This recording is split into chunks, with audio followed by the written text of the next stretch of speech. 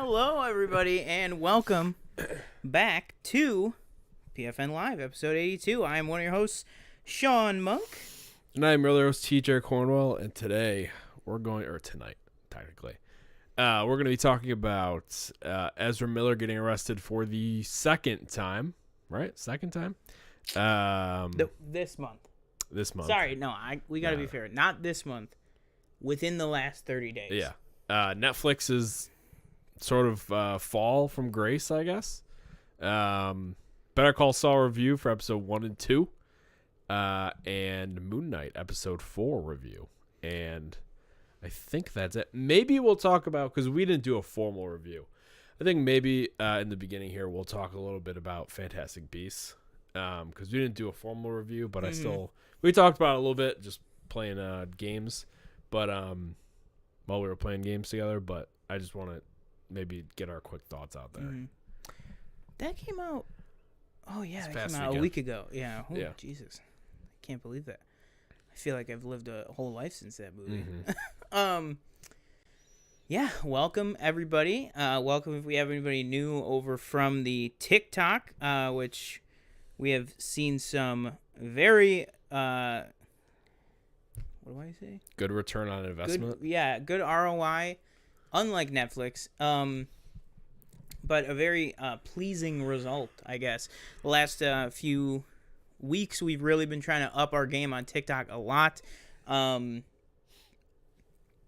the past 3 shows, I feel like we've been being like, oh yeah, we've seen some great growth. I think last week we were like, we're almost at what were we at? We were almost about to hit 5,000 likes, or yeah, something like that. Yeah, we were almost about to hit 5,000 likes. I think you mean 10. Oh, 10,000. Yeah. And then I think the week before it was even less or something. But yeah, last week we were talking about we were at I think last week we were at like 70 something followers, and we were about to hit 10,000 likes, and now we're at 115 followers, and we're at 15.7 thousand likes on the TikTok. So thank you guys for anybody who's been watching over there and liking, following, all that stuff. That is great. Because once we hit 1,000 followers on there, which seems a lot more quickly achievable than than subscribers on YouTube these days, we could start doing live streams over there, then pulling those live streams in with this channel, and just getting the word out there and everything. So we appreciate it, especially sharing it too. That makes TikTok know that people want to see the video and stuff, which makes them put it out there more. So we appreciate that a lot. What have you been watching? So I really only watched movie-wise. I'd watched the 2 previous Fantastic Beasts leading up to the newest one. Second one's still not great. First one's pretty good. It's no Harry Potter movie, unfortunately. I watched not much actually since then. I'm not caught up on Winning Time, so that kind of sucks. But got to catch up on Atlanta. Got to catch up on Winning Time. And I haven't watched another episode of Halo since I watched the first one. I still don't know if I'm going to go back. I've heard not great things. I've heard that it's not very good. But I am still kind of interested to see if it gets any better to form my own opinion on it. But yeah, I haven't really watched all that much. I don't really know what I've been up to. I've been kind of dealing with the whole house thing, I feel like. It's been kind of taking up most of my time. Yeah, you're closing in. You were telling me about it after the show last week, right? You're closing in on the one. Or the first one, yeah. I guess, right? Well, it's basically closed in at this point. I mean, we're just there you go. Basically we have like our closing date is basically June 16th. Nice. So we'll have a good overlap between house and apartment, so then we can move into the house gradually instead of all at once. But yeah, that's basically, we're just going through all the paperwork and loan stuff, which is, I'll tell you what, it's really annoying because they don't teach you that stuff in school, and a lot of the stuff we're looking at, it's kind of like, it's like a foreign language almost. You know what I mean? Yeah. Like, thank God we have like some great people we're working with that like can explain it to us. But like, you know, if you're just doing it on your own and you're not using like a loan, a mortgage broker or anything like that, like you're just looking for the best rate and stuff like that, like, you know, Godspeed to you, because it's just difficult to read all the stuff and understand what you're signing, basically. But yeah, I haven't been up to much lately. Plan on 100%, not 100%. I plan on beating all the stories for Skywalker Saga this weekend, hopefully. What movie are you on? I'm still on the third one. I haven't gone back to it yet. Oh, okay. And I started. Me and Brandon are gonna play all the Halo campaigns. I was gonna stream last night, and then a whole kind of debacle came with, you know, him or not being able to cross-platform Halo 1 on Master Chief Collection, and then he didn't have the disc, so then I had to play it on PC, but I had to update it, and it was 65 gigs. It was, by the time we got the games ready, it was 9 o'clock, and it just wasn't worth it in my mind. Yeah. So we just, you know, I'll stream it next time, but that we just didn't stream. I didn't stream the start of it, but yeah, I haven't been up to much. Nice. What about you? I can't really think. I think I've been let me see, hang on. Sorry. Just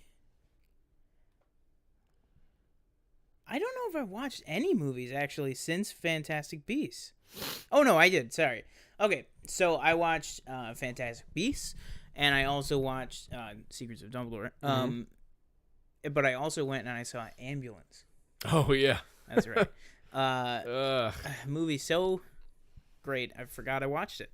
But yeah, that's really been it. I mean, TV wise, I watched the Easter special for Doctor Who. Oh, okay. There's an Easter special. That was really really quite bad. But you could get my full thoughts on that on our TikTok. I just really hope that, I don't know, man. I really hope that that she can go out, because now she only has one episode left. Oh, that's it. Which won't be until I think it's sometime in the fall, but it'll be the 100th anniversary. Like the next Doctor Who special is on the day of the 100th anniversary of the BBC. So it's like the century special or whatever. I don't know. It's supposed to. There's rumors that it's supposed to be like 2 hours long, and it's gonna be this big, huge thing. We got a teaser for it. I have a reaction to the teaser on a TikTok right now. You know, they're bringing back like some classic Doctor Who companions back, of course, that haven't been on. So, you know, that will get people to watch, but also like maybe, you know, if the BBC's like, we're gonna give you a big budget for this one, you know, bring in some of the, maybe they have faith that the story's good or something. I don't know, but at this point, I'm really just, no matter how many people, you know, you wheel out onto the show, I don't really have any faith that her, which is really sad, but I really don't have any faith that her last outing or last episode is gonna be good. Yeah. Great. Well, that sucks. Yeah. I'm sure what will be good is the last 2 minutes of it when whoever the new doctor is there, because no word on that. Nope. No. At this point, so like last time we talked about this, when there was that Hugh Grant rumor, which I think was like a month or so ago, maybe 2 months ago at this point. At that point, I totally believed when they said hasn't even been cast, not like we're obviously auditioning and looking at people, but hasn't even been cast type of thing. At this point, I would say that it's probably already been cast and already been filmed, just because it is coming up close. Yeah, like you can't. When is the? It's sometime in fall. Oh, okay. I think it might be. It's either. I want to say it's either like September or October. I think it's earlier in fall, because I think, you know, you want to do that and then have enough time for the Christmas special at the end of the year. Oh, right. Yeah. But there might be, I mean,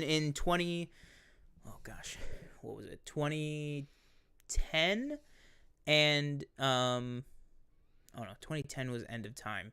I think 2011 when Matt first came back, because I think Matt didn't have, because David Tennant ended with the End of Time Part 1 and 2, which was this like 4-hour Christmas special. And then I think it leapfrogged a year because then they waited to premiere Matt Smith was just a regular episode. Oh yeah. So I think but every like 5 to 8 years, just the way that they structure it, it usually does skip a Christmas special. So if it does this year, like we've gotten a lot of Doctor Who specials. Like the last season obviously was last fall, so we're not gonna get a season of Doctor Who this year, at all. But we're going to end up with 5 specials like scattered throughout the year. So, I mean, that's better than nothing when in 2019 and 2020, there was literally nothing. But that being said, I joke about like the last 2 minutes being good, but because Russell T Davies is taking over and Chris Chibnall, they film it, like they film the whole episode up to her regenerating. And then the next guy comes in, totally different crew, everything. So like Russell T Davies will be the one filming and shooting the new one. So I'm like, I don't know what he's really going to be able to do with 2 minutes, but I mean, it'll be at least cool to see what happens. But yeah, the special was just very bad. I mean, she was good in it as always. Who's the villain? It was the Sea Devils. I'm not familiar with those ones. Were you watching the BBC in 1972? No. There you go. Not. But I just found them to be super. Wasn't that was like William Hartnell, wasn't it? Was that first? No, that was John Pertwee. Oh, so number 3. Gotcha. Yeah, number 3. But yeah, so like, I just feel like they weren't like menacing at all, and the story was just. I mean, I was watching it, and I just said to myself several times, I was just like, "What is going on?" Like, I literally just don't understand what is the purpose of this. Like, it's all.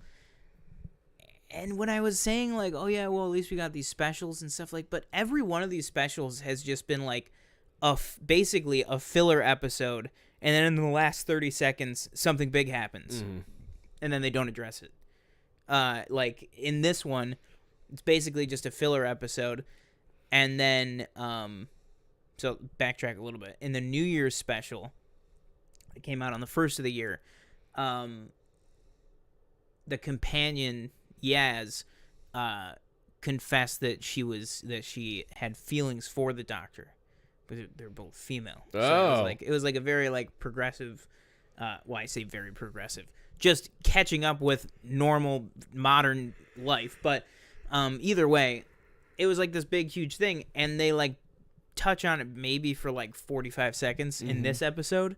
And then the end of the episode, the Doctor's just like, "Oh man, I wish that we could just stay in this moment forever." And it was just like a moment of peace with them. And it's like, well, talk about what she said to you. Like, you know what I mean? I just feel like they're only going to have these few episodes to wrap up her run, and they're just like setting things up, brushing them to the side, not doing anything about them, not even referencing them. Like, it's just crazy. And I feel like there's been so many, not only has she been wasted, but there's been so many like wasted companions too, because most likely it's possible that they might carry over one of the companions. Probably not Yaz, but they might carry over Dan, who's like the new companion that just joined this past season.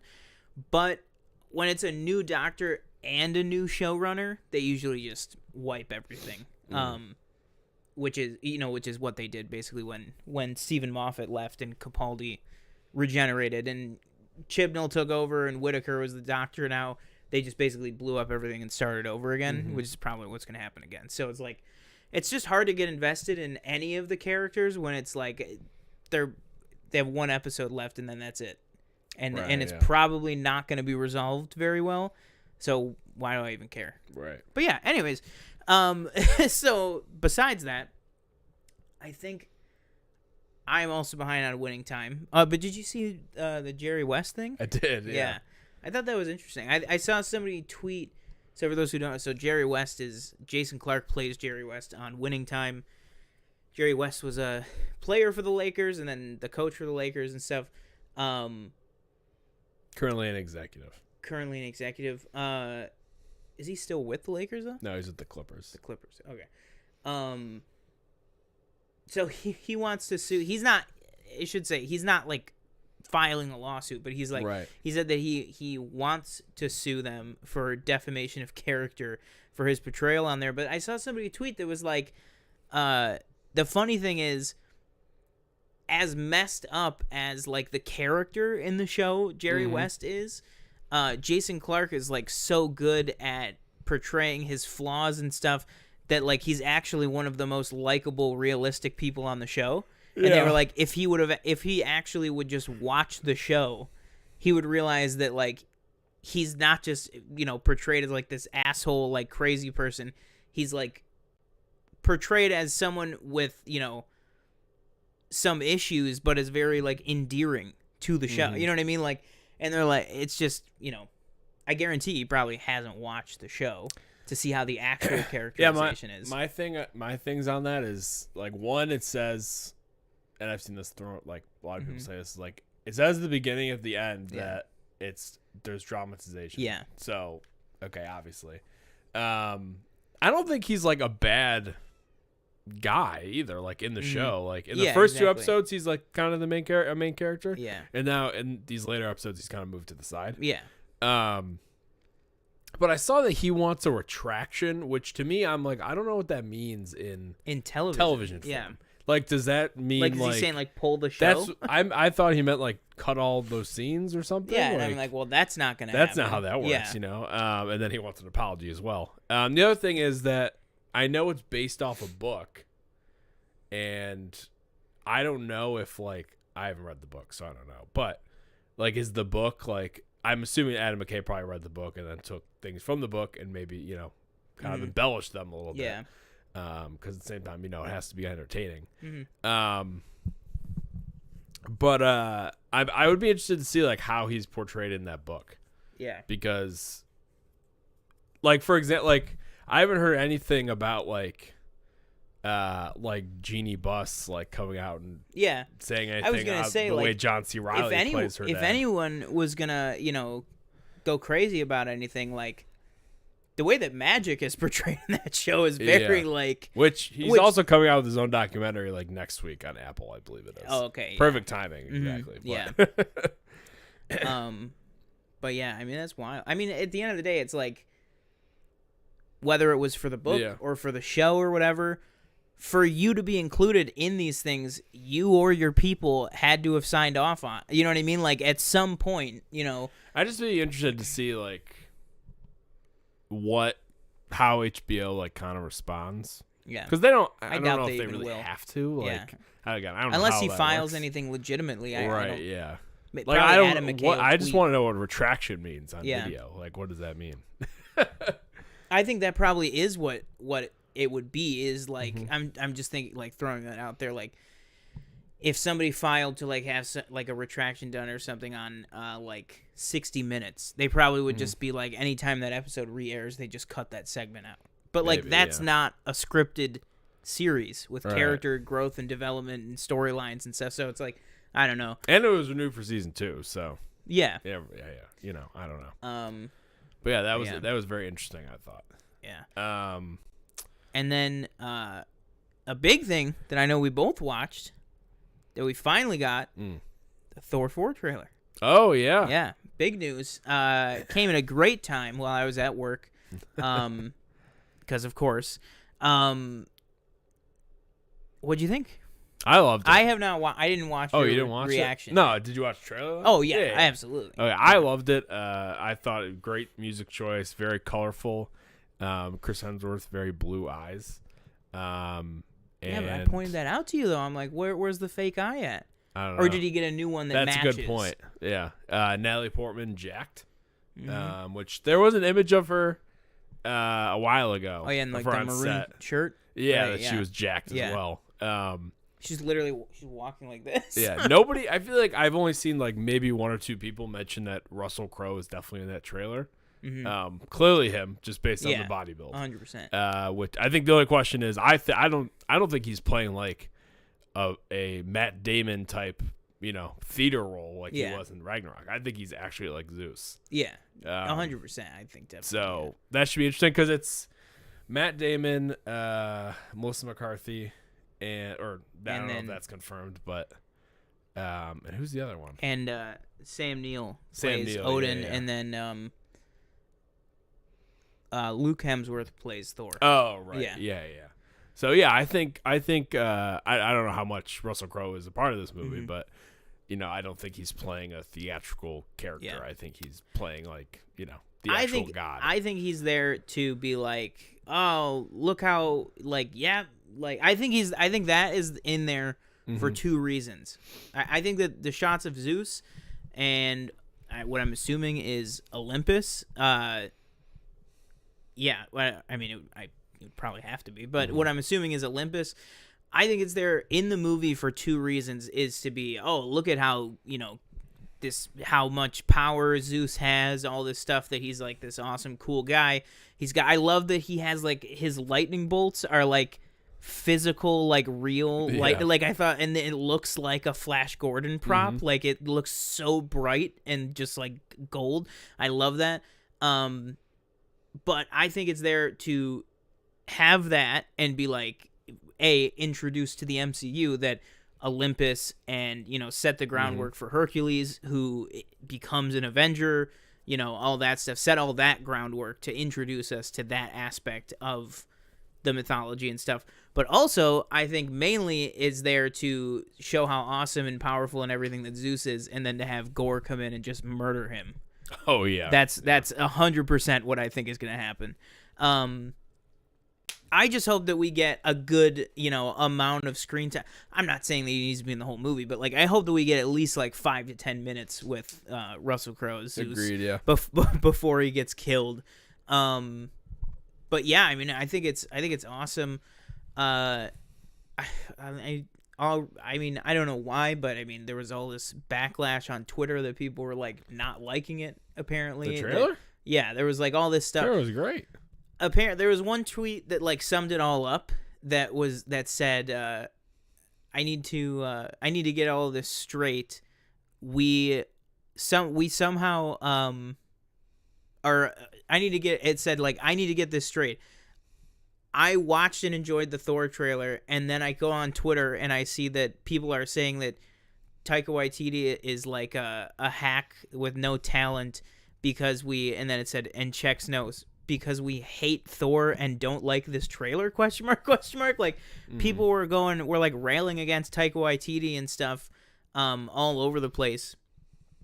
And I just don't get it. I feel like people just can't be happy with things that we get. Yeah. I don't know, like, because it's like, I feel like, and then there was this other tweet that went like kind of viral that it was the scene from the first Thor movie where Odin like casts him out or whatever, and like he's like screaming at when he pulls them back from Jotunheim and stuff. And the tweet said, "I'm old enough to remember when the Thor movies were good and took themselves seriously and weren't just like these like kids movies filled with jokes or whatever." And people were just like, "Are you like what?" First of all, old enough, that movie came out 10 years ago. Yeah. Second of all, that movie had a ton of jokes in it. And third of all, Ragnarok and this one clearly we know Ragnarok, but clearly this one will too, has a ton of serious played not for comedy moments. Like, you know what I mean? I don't know. People are just like they're saying like, people have so much revisionist history with like the Thor franchise that they're like, oh, we want the serious tone back. Marvel has too many jokes, and like that's kind of the. I just feel like there's this weird growing. Well, it's not even that I feel like it. It's like you see it all over like YouTube and Twitter and everything. Which is what do they call it? Like a vacuum chamber for that kind of stuff. But just like chamber. an echo chamber. Thank you. But that like the MCU is like, I don't know if it's losing steam or like, I don't know. I feel like people just hate on it, which is not a new concept, but like I feel like there's so many people just hating on it just to hate on it because it exists. It's popular, yeah. Yeah, and it's like hate on something that actually sucks, like The Rise of Skywalker. You know what I mean? No, but I just don't understand that. I don't know. What do you think? I just can't wrap my head around just hating something because other people like it.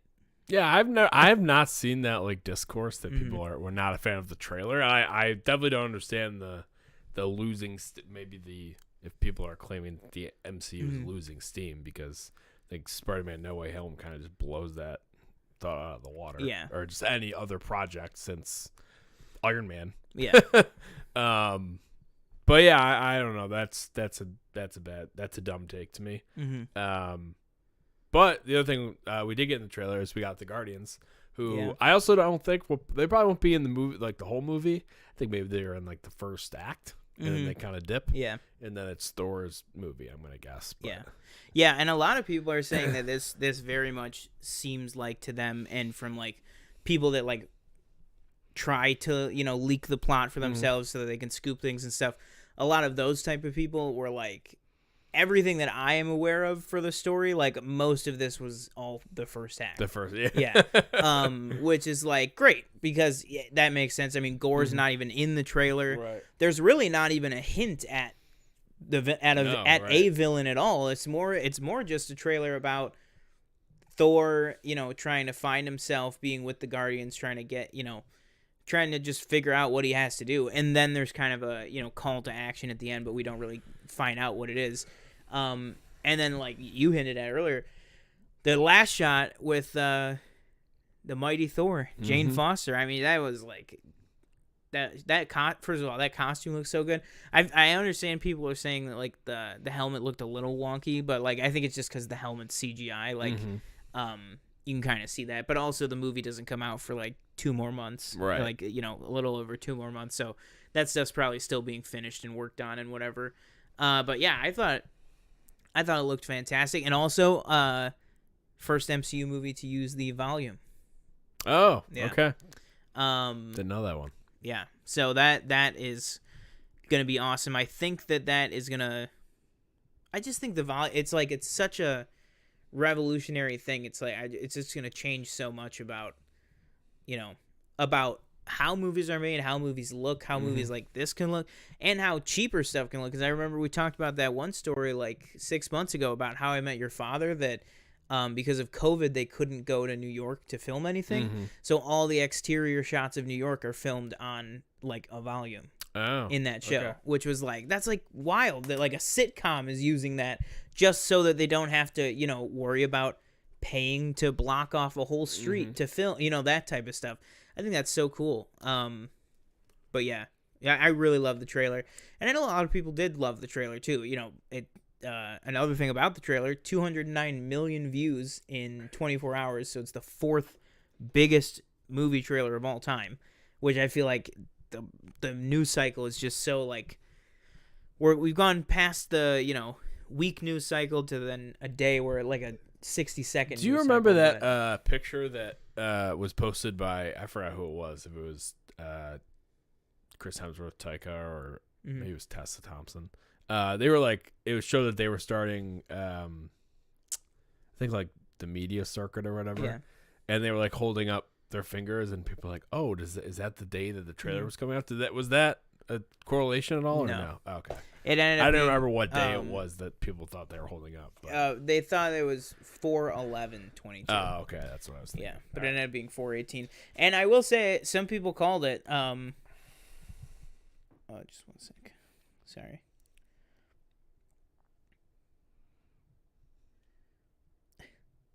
One sec. My boss just texted me.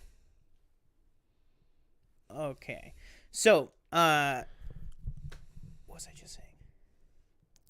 The thing with Tess Thompson and Chris Hemsworth and Taika holding up those numbers on their fingers. And yeah, that's right. I was going to say, some people they did in the last like few days, they did guess that it was coming today because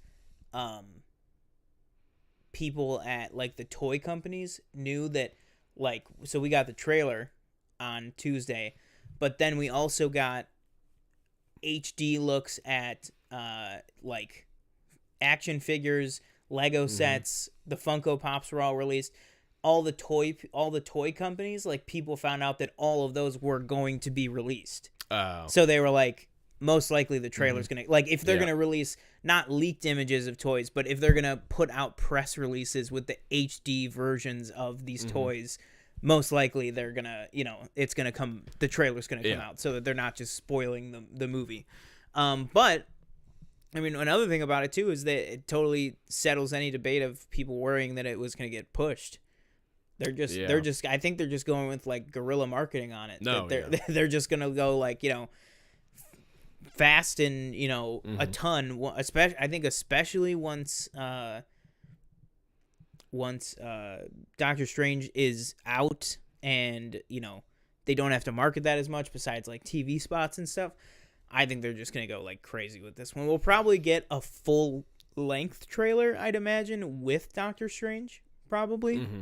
But I mean, only time will tell. But yeah, I think we both really like the trailer. Okay, so before we move on to one of those two topics, Netflix or Ezra Miller, I just want to give really quick 2-minute thoughts on Secrets of Dumbledore.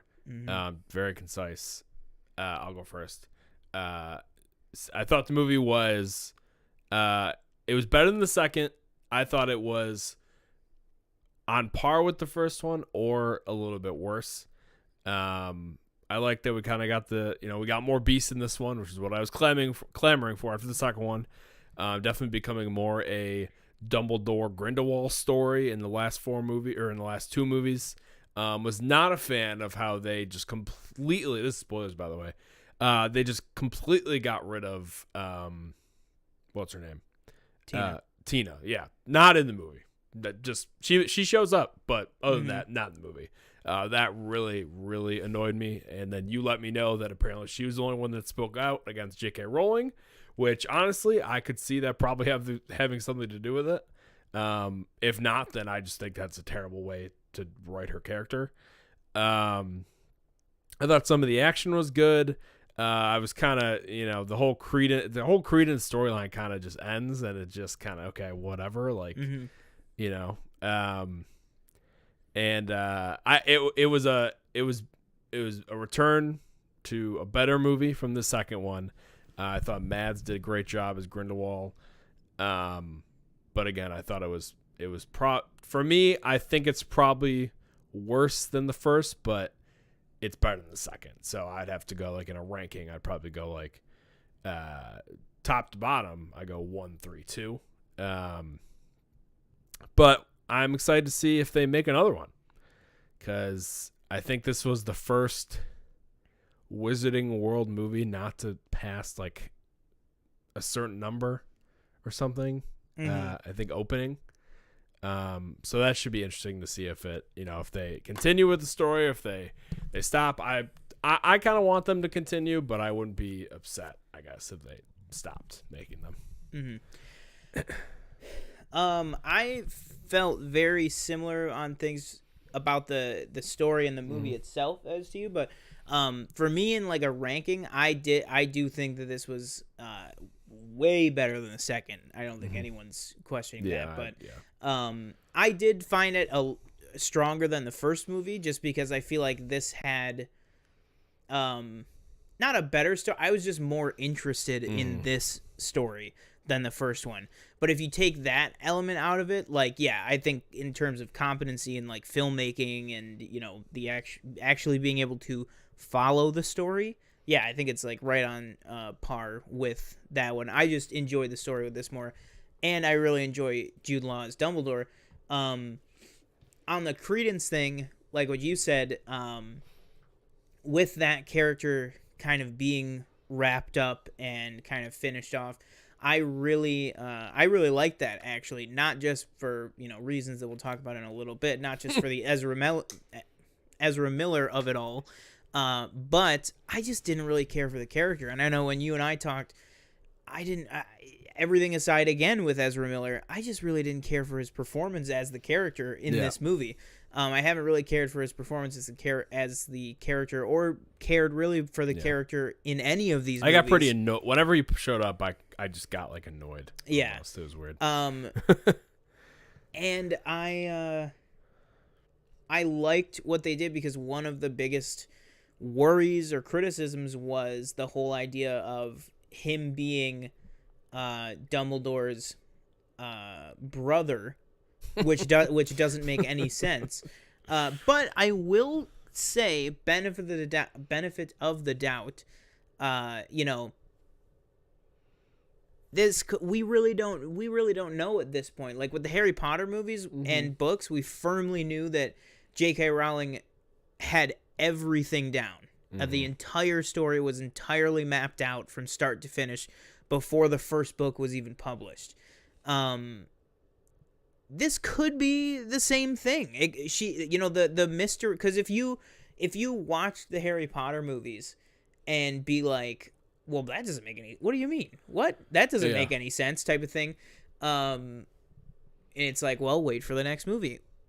Well, looking back now, in 10 years, when someone watches these all back to back to back, they might be like, how is he his brother? And then, 30 minutes later, when they're now on to this movie, they'll be like, oh, okay, it was just he was just lying. Yeah. Whereas with us, it was 4 years of, what are they doing? This doesn't even make, it doesn't track, So I will give it benefit of the doubt on that maybe that was planned out. If it wasn't planned out and it was just maybe a misstep on her or whoever in the writing process of thinking that might work, I thought that the pivot to it being Aberforth's son, I thought that was really good. If it was a pivot or if it was planned out, I enjoyed that, because I really like Aberforth as a character. He really does not have much to do in the original series until the very end. So it was nice seeing a little bit more development, a little bit more background of him filled out. And I actually thought that Aberforth as a character was for me one of the strongest characters in this movie. And I think the dynamic that was the strongest for me was the relationship between, and then the parallel between both sets of brothers in this, of Aberforth and Albus, being kind of cold to each other, but then warming up to each other at the end, and then Newt and Theseus, kind of having this thing where, they both liked the same girl. Now she's gone, where, how does that go from there? How does it kind of affect their relationship? We didn't really get much of that in this, but I did like seeing them bond and stuff, and hopefully we get to explore more of Newt and Theseus going forward. For me, I want to see, the continuing adventures of, like, and also Eulalie Hicks, Lolly. I thought was a great addition. I thought that she was fantastic in this. I thought she was a great addition to these films. But, like, I want to see another movie of, like, Jacob and Newt and Queenie and Lolly and them. But I also want to see another movie about Aberforth and Dumbledore and Grindelwald and stuff. But I don't know if those two things can keep being the same movie. Right. I feel like they need to make a decision where it's like, keep going with a Fantastic Beasts movie. Make a fourth movie about Newt. The way the movie ends, it seems like they're just gonna go forth with Dumbledore. But that's if I had to guess, that is, I think, what is gonna happen. Yeah. I think that we're gonna get the next movie, and see, it's tricky though, because how do you drop the Fantastic Beasts name? How do you? Well, he already wrote the book, so it's like, you know what I mean? Like, no, but I just mean from the names of the movies. I don't know. or do you just say, well, no, that was the Fantastic Beasts trilogy. Now here's the epic 2-part finale of I guess. The Great Wizarding World Part 1 and 2 or something. I think you could totally do that. Yeah. But I don't know. It's also kind of funny now, the more that I think about it. The way the title is Secrets of Dumbledore, and I was talking to you, and I was like, Dumbledore is always they talk to Albus and they just call him Dumbledore, like he's the only Dumbledore, like that's his name. And then the more I think about it, it's like, well, it's not. When I thought Secrets of Dumbledore, I was immediately thinking of Albus. Yeah. But it didn't occur to me to think of the name as a whole or like his I think brother. that helps with the misdirect. Yeah, I think that you're think like, that, yeah. you're like, oh, like in the trailers, we were like, oh, Aberforth's in this. Yeah. Cool. Cool. You know what I mean? And then it's like, oh, no, he's like what he's really kind of more like what the movie's about. Because yeah, you could say, well, you know, the secret was finally said out loud that, you know, him and Grindelwald were in a relationship or whatever. But we as fans always knew that. Like, really, the big secret of the Dumbledore family, well, also Ariana, we finally hear from Dumbledore to Newt everything that happened on screen finally. You know, not just the ambiguous, like, you know, well, you know, what is Kieran Hines? My brother sacrificed a lot of things on his rise to power, including her, and that's all we got in the original series. So I'm glad that we finally got the full story of it. But other than that, really, it's Aberforth and Credence or Aurelius, whatever you want to call him. First of all, also, I don't know, how does he have the name Aurelius Dumbledore if he was taken away from Aberforth and Aberforth never knew him? I don't know. Did the woman? There's some things that are just kind of left. Yeah. Open to the imagination. No, absolutely. Yeah. Last thing I'll say real quick is, and you agree with this, I believe, or I know you agree with this because I think we agreed on this. But Dan Fogler continues to be the best part of these movies, and you know, I hope he's in the next two because he is very good in them. Shelley said, "I thought Secrets of Dumbledore was better than the other two. I like the scenes with Dumbledore and Newt. I was upset about Tina's almost non-existent role." Yep, I'm with you on that bandwagon. And then the last two things I'll say, I think that when he did the Cruciatus curse on Jacob, I get it because he's not Voldemort. Voldemort's killing him. Yeah, like Grindelwald's, you know, he doesn't get stupid redeemed. Muggle. Yeah, he doesn't get redeemed, but he is, I would say, more redeemable than Voldemort. Oh yeah, Voldemort. So I get that he didn't just like ice him right in front of everybody. Like if he was like, all right, I'm the president of the world now, like let me execute this man in front of everyone. I get that would be a little graphic, but I just thought that there was some. I feel like he could have done something even darker there. That, I mean, not that the Cruciatus curse isn't dark, but what's the other one? Imperio. Which one? What is that? That's do? the like you control, like they become like a puppet. Oh yeah, I guess Cruciatus. It wouldn't really do anything in that situation. That's the last thing on that, and then the last thing entirely, the Dumbledore is not pure of heart. The Chillin should not have bowed to him. I mean, I get what they were going for because it's like, you know, well, fans are like, but he's Dumbledore. It's like, yeah, but I will say, and we did talk about this, you and I, like that. At least the Chillin did that, but then also, you know, they wrote in the script that the Chillin did that, but then they also wrote in the script that Dumbledore acknowledges he's like, no, I am not, like. And I guess what they're kind of going for is like, yeah, he isn't perfect, but he knows that he isn't perfect. He knows enough not to want these things. But that being said, if you are going to go forward with Newt, who I feel like gained a lot of goodwill with the fans and everything in this movie. Like, I always liked the character, but I really like the character after this film. I feel like that's a great way to be like, oh, this is the guy.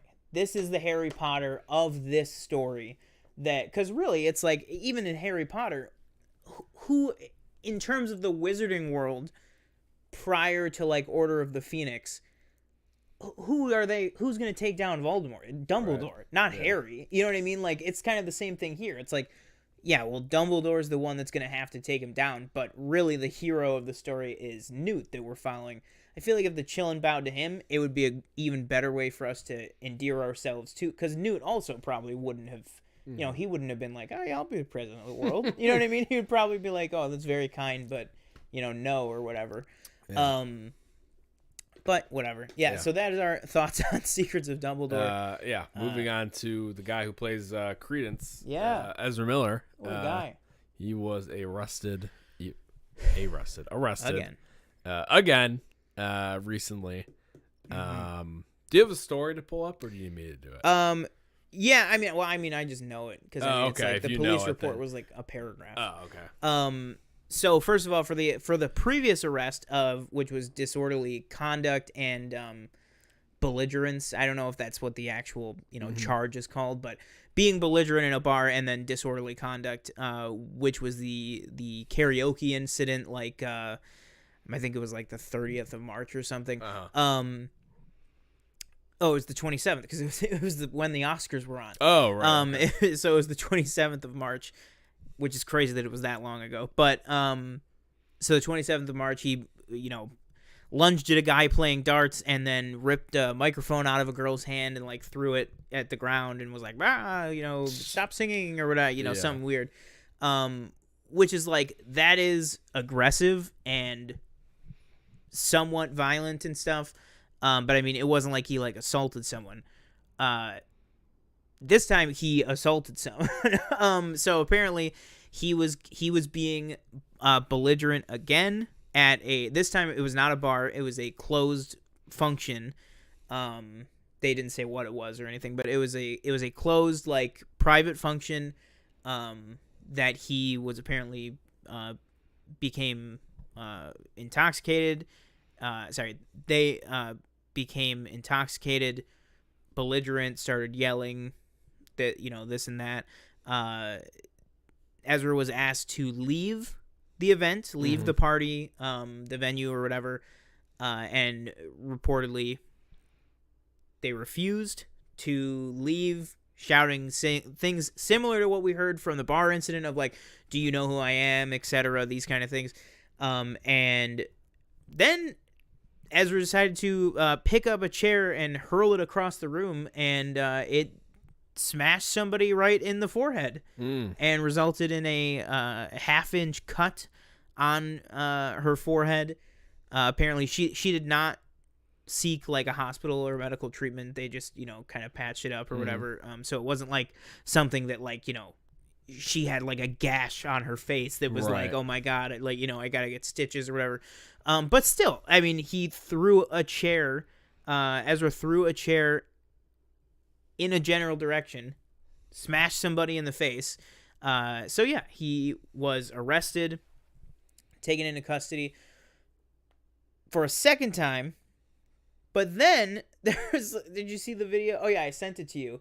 Oh yeah, he that video was then either today or yesterday. But I would assume it was just today because I mean I don't know when that video was because Ezra was locked up yesterday, right? And so anyways, this video is someone is at, I don't know if it's a party or something, and they're recording the TV that has a Hawaii news station on it reporting on Ezra getting arrested. Yeah. And then they pan the camera over and Ezra Miller is standing right in front of them. Yeah, talking to some other people. Yeah. And in that clip, Ezra looks totally calm, like just having a normal conversation.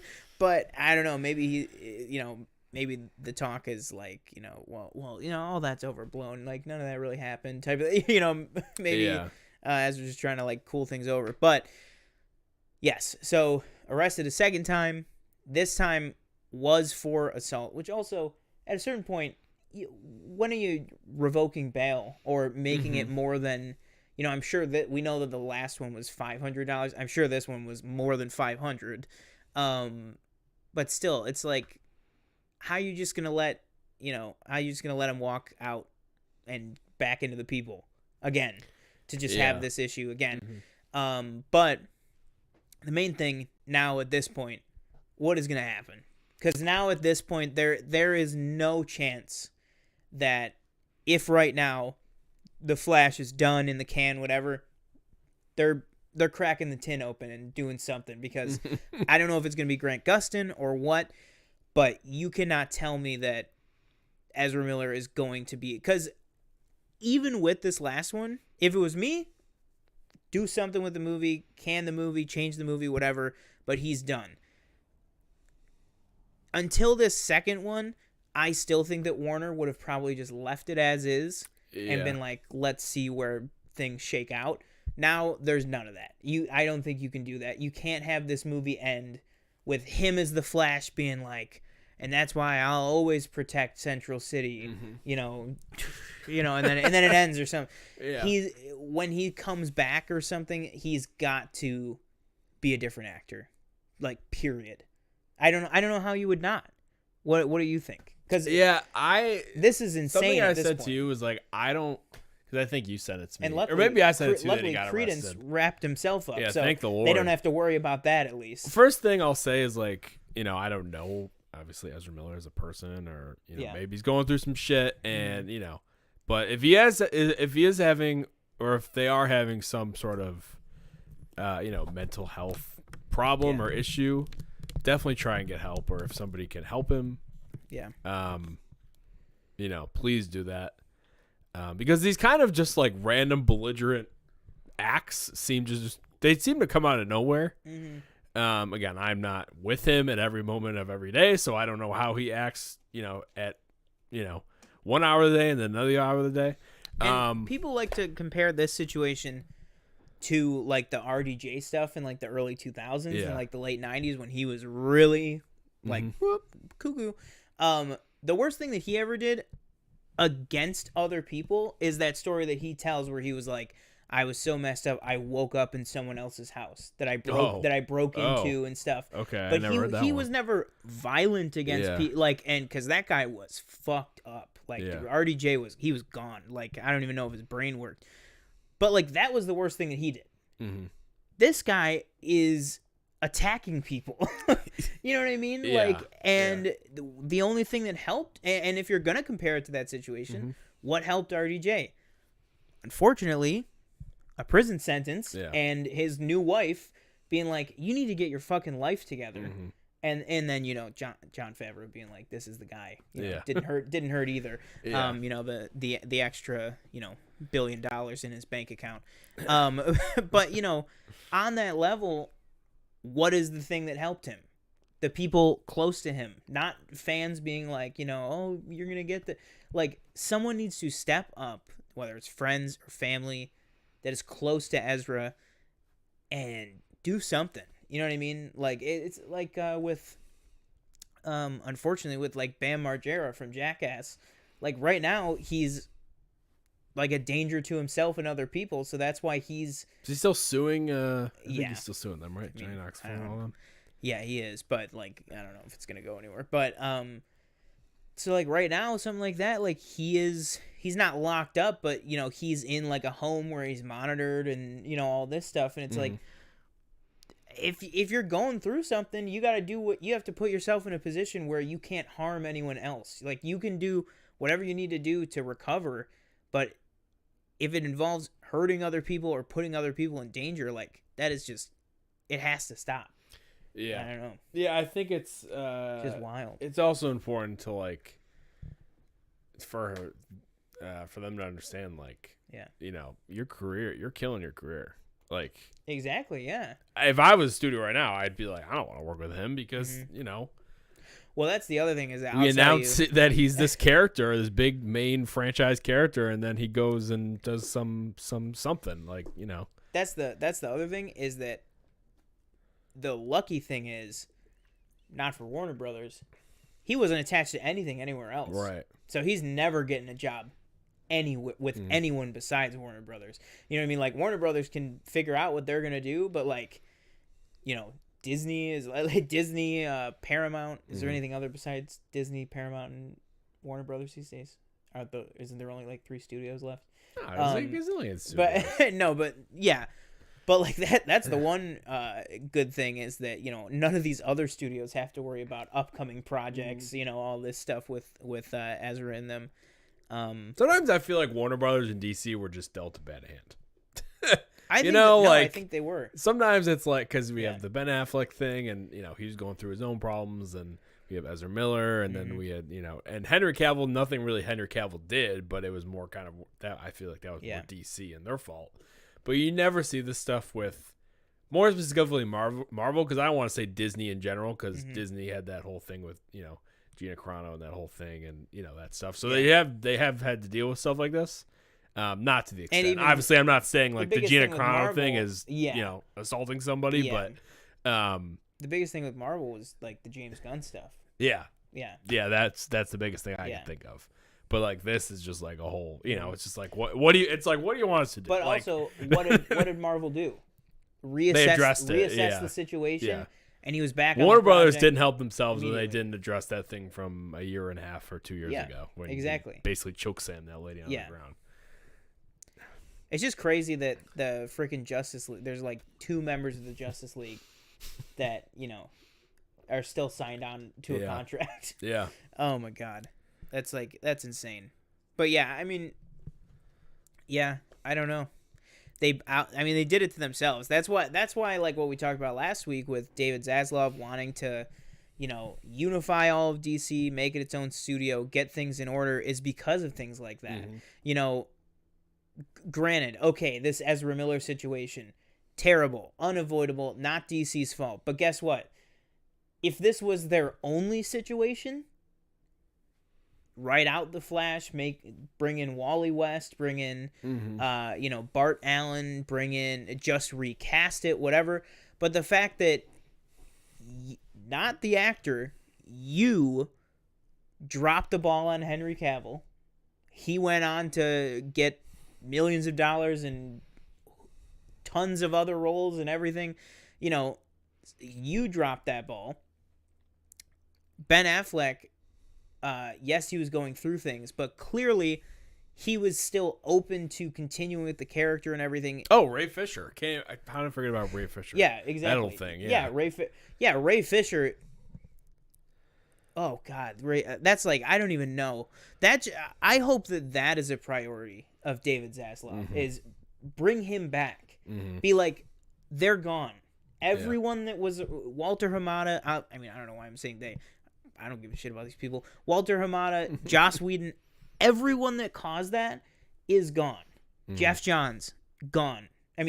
Shunted back over to comics. He's still with DC, but filmmaking, he's out. He's not in there anymore. You know what I mean? So, like, everybody that caused that issue, and he is so, especially with the Snyder Cut, he is so good in that role and as that character. Like, and it's a great character. Like, I don't know. It's just so crazy. But yeah, that, Ray Fisher, Ben Affleck, basically now has been open with, I was going through shit, but I still wanted to be Batman. And then he basically said, fucking Justice League, that set was an abomination. Like, he openly said that. He was like, I hated myself working on that movie because it was such a toxic whatever environment. Like, they've all said that. Like, and that's just, but then again, like you said, they're just dealt a bad hand. Well, Joss Whedon at that point, before all these allegations and everything, there had been some stuff, but, hindsight is 20/20. Not everybody makes great decisions. Warner Brothers, Joss Whedon's a piece of shit. But like at that point, okay, Joss Whedon just came off of 2 high-grossing billion-dollar Avengers movies. Let's get him in. He's gonna brighten it up, fix it up, whatever. How would they know that he's gonna be, what they didn't realize that would be Joss Whedon's last film, most likely. It's 5 years later, not doing much, and that he would just kind of like fucking spiral out of control. Essentially, is what happened on that set. Like Gal Gadot said as much, that he was fucking terrible. So I think you're right. I think it's really it's just really unfortunate over there. Shelley says, I really like Ezra as the Flash, but his career is over unless he can pull RDJ somehow. Smartest thing that they could do is pull it, I think, and then reshoot the ending, whatever that is, so that if he disappears into another multiverse and comes out the other end is Grant Gustin, I would be ecstatic.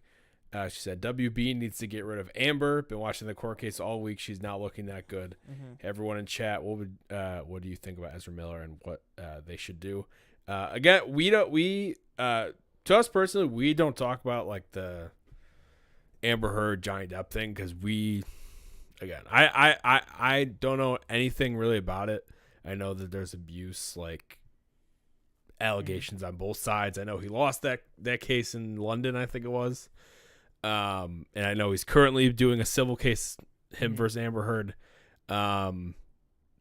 But we don't like that because we weren't there, so we don't know. Yeah. And I don't really. Yeah, and I'm sure that we will talk about it in 5 weeks when the trial is set to be over. But I mean, I've been checking in with it here and there. Like I know Johnny Depp is on the stand these past 2 days. He's been actually testifying and answering like doing it. He's actually the one on the stand.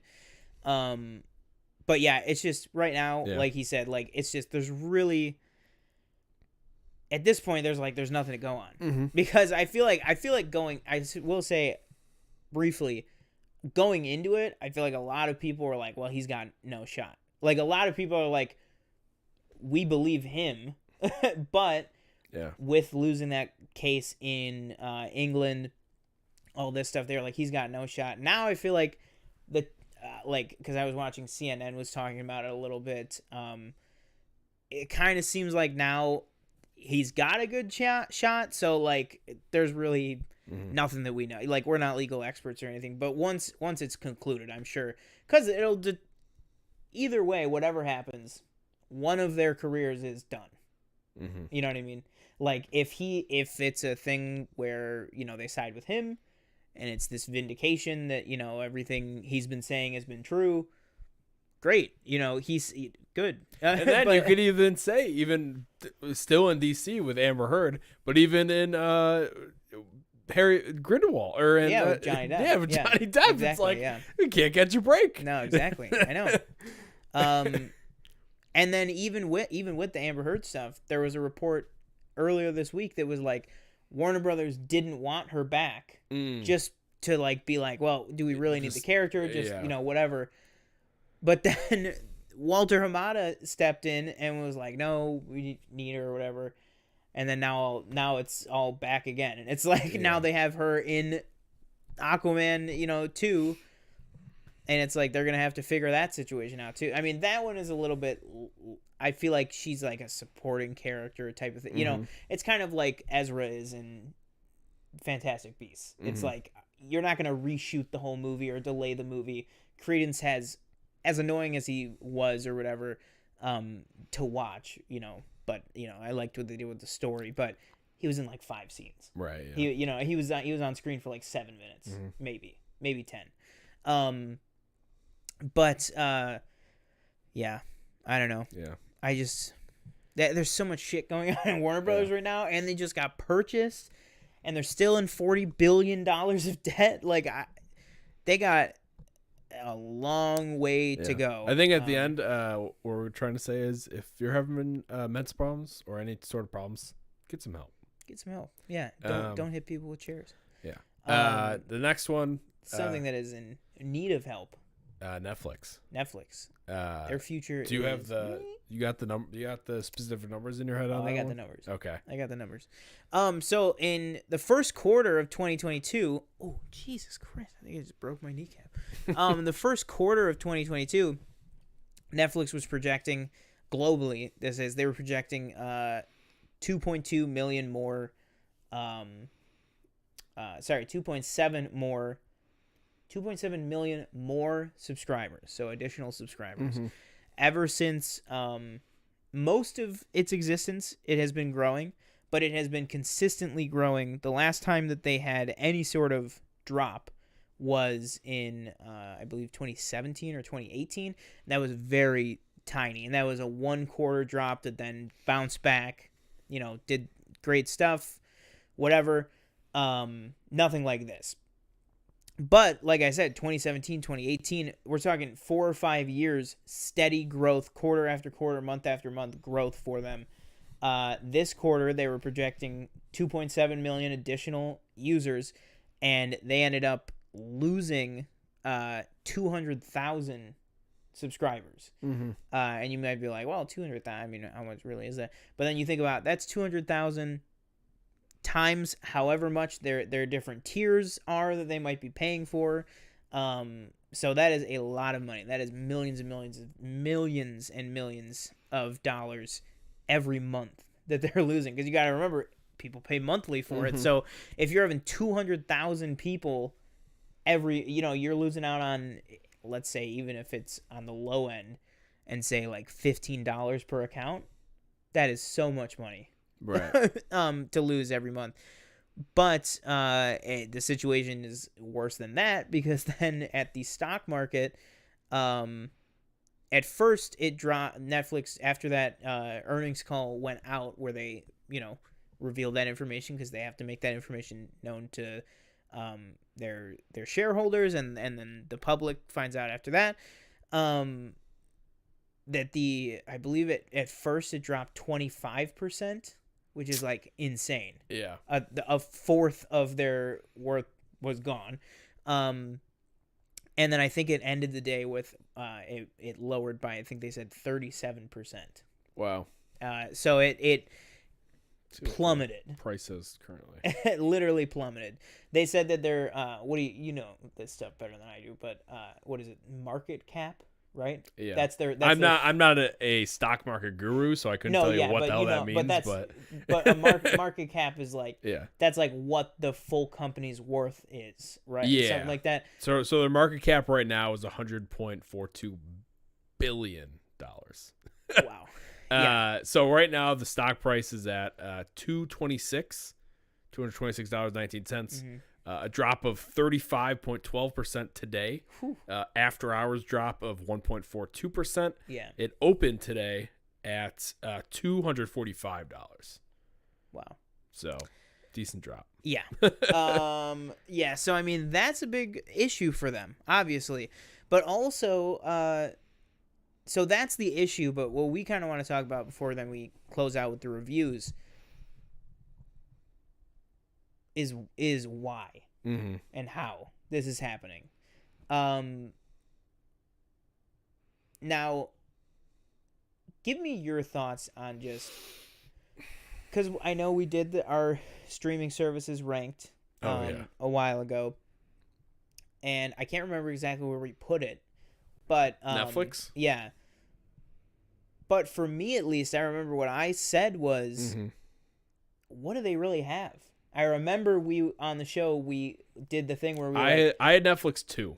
Okay, yeah. Yeah. I remember though we did the thing where it was like we counted on our fingers. What do they have? And it was like Ozark, Stranger Things. Well, they have a lot of licensed content, like. But what? I thought we went over this. They have a lot of stuff, like. But is anyone watching it? I don't know if they're watching their originals, but they're watching the movies that they license out. But is that enough to keep people subscribed? I don't know. Is what That's I'm saying. a good question. Yeah. Because it's like, really, if you think about it, what do they have? In terms of movies, I can name maybe 5 good Netflix originals in the past 2 years. Adam Project being the most recent one. Adam Project. Can't remember one before that. Extraction, I thought was good. People like the Old Guard. Guard. That was like 2.5 years ago. It was 2020, I think, right? That was 2.5 years ago. 2020. Oh yeah, damn. Yeah. Well, okay. Just thinking general. So we got Adam Project. We got Extraction. People like Old Guard. Old Guard was good. 6 Underground, people didn't like. That Frontier movie with Ben Affleck and I think Pedro Pascal. Frontier? People didn't like that. That was like 7 years ago. No, it wasn't. Triple Frontier was 2015. No, it was not. 2015. It was with like Oscar Isaac and stuff. Yeah, that was not 2015. I've never seen it. It was either that or like 2016. It was a long time ago because it was years before COVID. 2019. Buddy, 2019. Triple Frontier? Yeah. Let me see. Are we talking about the same movie? Yes, 2019. Triple Frontier. Oh my god! I thought that was way long ago. 2015. I thought that was way longer ago. People did not like Bright. Oh yeah. Spencer Confidential. I don't think people liked very much. Project Power. That was with Wahlberg. Yep. Project Power. I did not think was great. I don't think you thought it was very great either. Yeah, exactly. I think we've always said they're better at their shows than their movies. Yeah. But for me, at least, and I think this is true for a lot of people, and I want to pull up something here just to go over it, to go over the numbers. Oh, Power of the Dog. They have Power of the Dog. Yeah. Windfall? You liked Windfall? That wasn't a Netflix original. Oh, wasn't? No, that was theatrical. Oh wait, Oh, never mind. I thought I got it. Oh, you thought I I thought you were meant, saying Wind River. Wind River. Don't Look Up. Yeah. People liked it. I didn't like it that much. Tick Tick Boom. So they got some. They got something. They definitely have Red Notice something. is not great in my opinion, but they definitely have something. But these are just popular movies on Netflix. Whoops, those weren't generally like the ones I named were Netflix originals, but some of these on here aren't Netflix originals. I don't think. And those are all good, but the problem is, streaming services now. Mm-hmm. You know, when Netflix started, absolutely, TV or movies were where it was at. That was what you got it. That was what you got it for. Mm-hmm. But now, you know, streaming services don't make money with original movies. Yeah, you know what I mean. They can make merchandise money. They can make sure they make some money. You know what I mean, like with like the day and date model and stuff. You know, they were making stuff. But where does when they release? I don't know what was a good example of the day and date for Warner Brothers last year. Dune. Okay. When they released Dune, wasn't Dune like the number one of the day and date? Like surprisingly, Might have been. I think so. There, yeah. So when they released Dune, right? Well, how do they make money on releasing Dune? It's new people subscribing so that they can watch Dune. Mm-hmm. That's how they make money. So like they make money on the shows and events and stuff that they do, not necessarily all the movies that come out, because Netflix still to this day, they have the biggest library of any of these streaming services. But when we're going through and struggling, you know, naming, you know, you name 20 movies, but, you know, maybe half of them people enjoyed, you know, that puts you in trouble. But then also on the TV front, which Netflix has always been great at, there's always been that lingering thing of they just cancel shit like out of nowhere. But also, what do they really have coming down the chute now? Like Stranger they got Things season 4. Ozark is ending. Stranger Things is ending next year. Witcher season 3 is probably what, like a year and a half, 2 years away or something like that. They have Cobra Kai season 5, but that's gonna be like the end of the year. Are they doing another one of those Mike Flanagan things? Probably. Yeah. Those are pretty. People like those. I want to check out Midnight Mass. I haven't yet, but that's on my list. I don't know. And here's the problem: is the last 5 minutes of conversation that we've been having, of struggling to name these things, even the ones we name, you know, a lot of them we do like a lot. You like Netflix makes some pretty good stuff. Yeah. Sometimes. I was about to say most of the time, but really sometimes. But here's the difference, is that we're naming all those things. The average Netflix user, because the average home has more than one television, the average Netflix user pays for the multiple screen 4K package, which is $20 a month. That's the average one. Wow. Yeah. That's I'm surprised they pay for because the $15 one only comes with it. I would imagine it has to be HD, but it's called 2 screens in standard definition. Screens. Yeah, it's probably HD. And that's $15.49. That's $15.49 a month.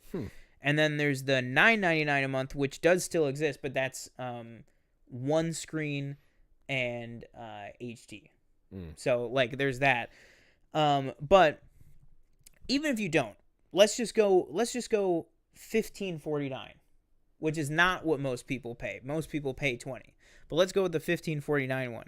Everything that we just named, which are TV shows that come out months apart, stuff like that, you know, they're charging $16 to $20 a month for that. Disney Plus, Marvel, Star Wars, Pixar originals, theatrical level films, both that were intended for theaters and then go to Disney Plus, but also even Disney Plus originals are like a good example. Last month, Cheaper by the Dozen. Like I wasn't expecting much out of that, but it was still pretty good. If it had been released in theaters, I'm sure it would have been a fine, you know, cheap Disney movie, whatever.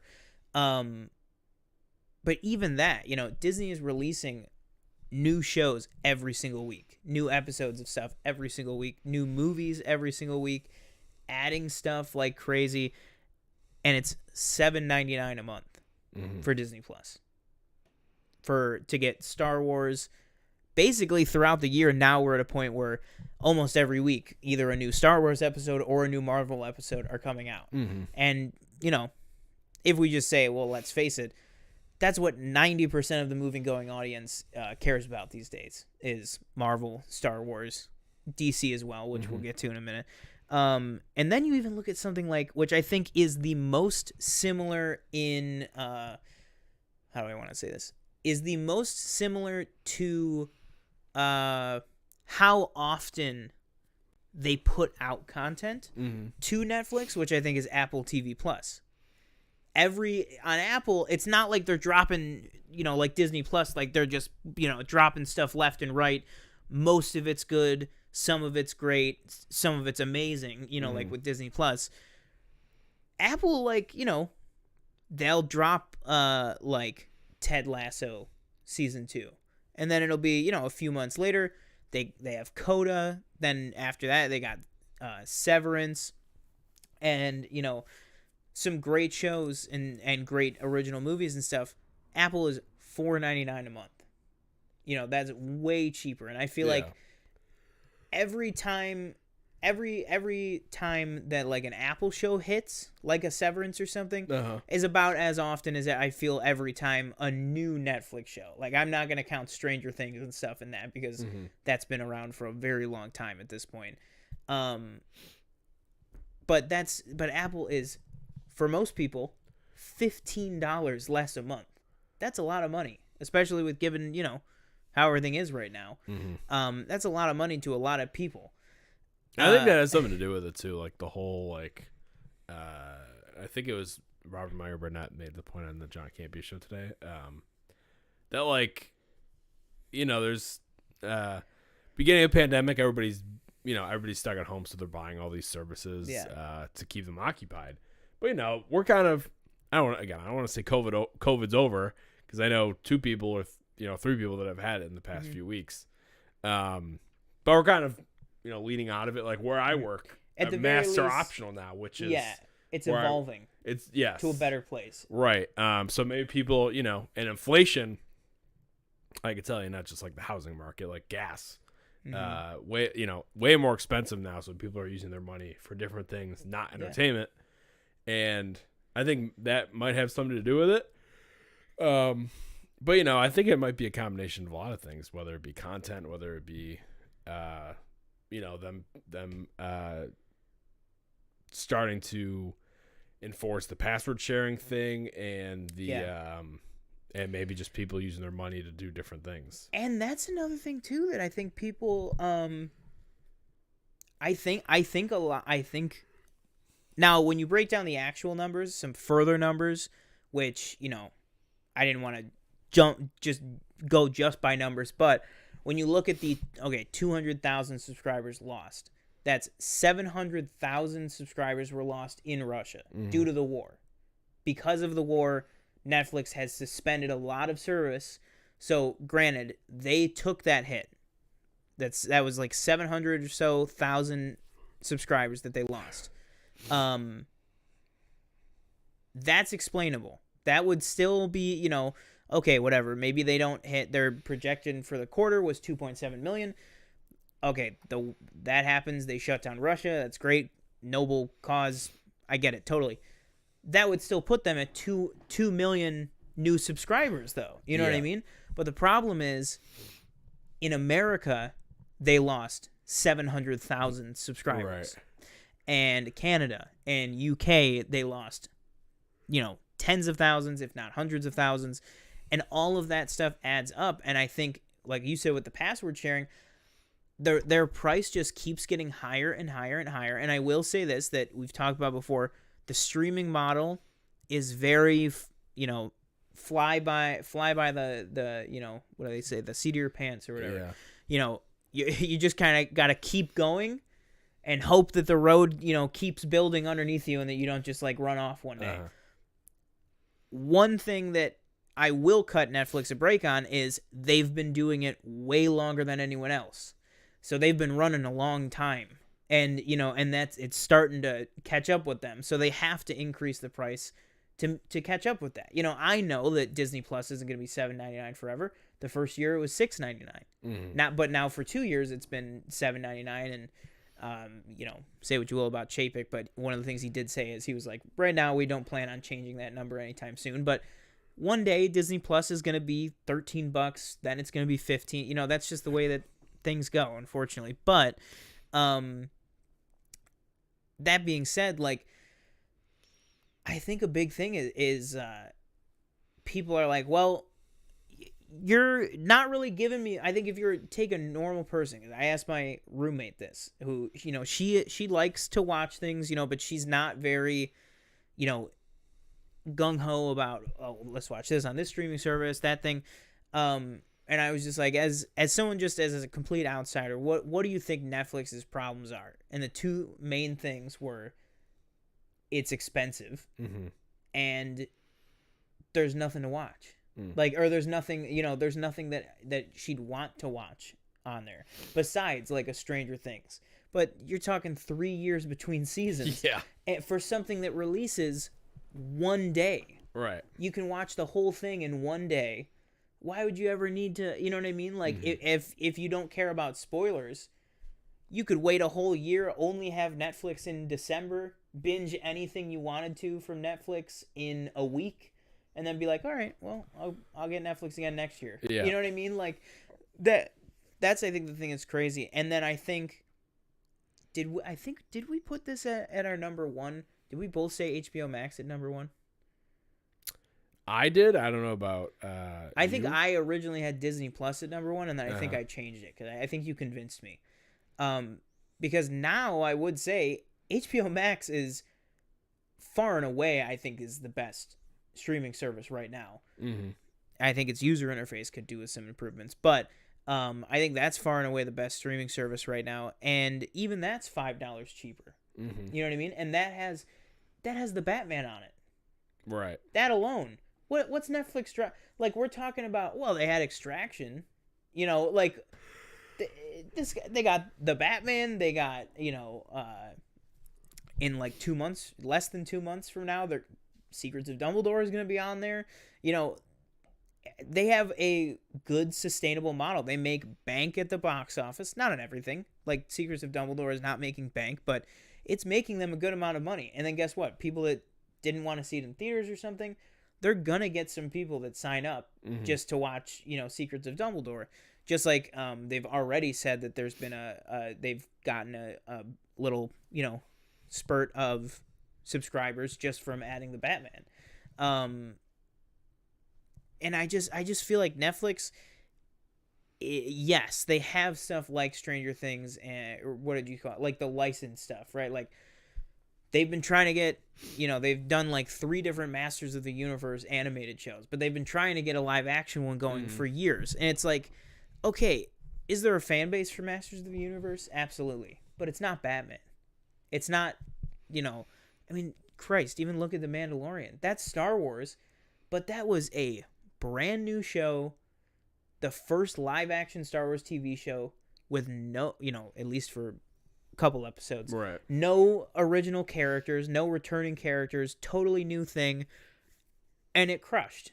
You know what I mean? Like, everyone tuned in for that, and now Din Djarin and Grogu and everybody, they're all Star Wars, monoliths now.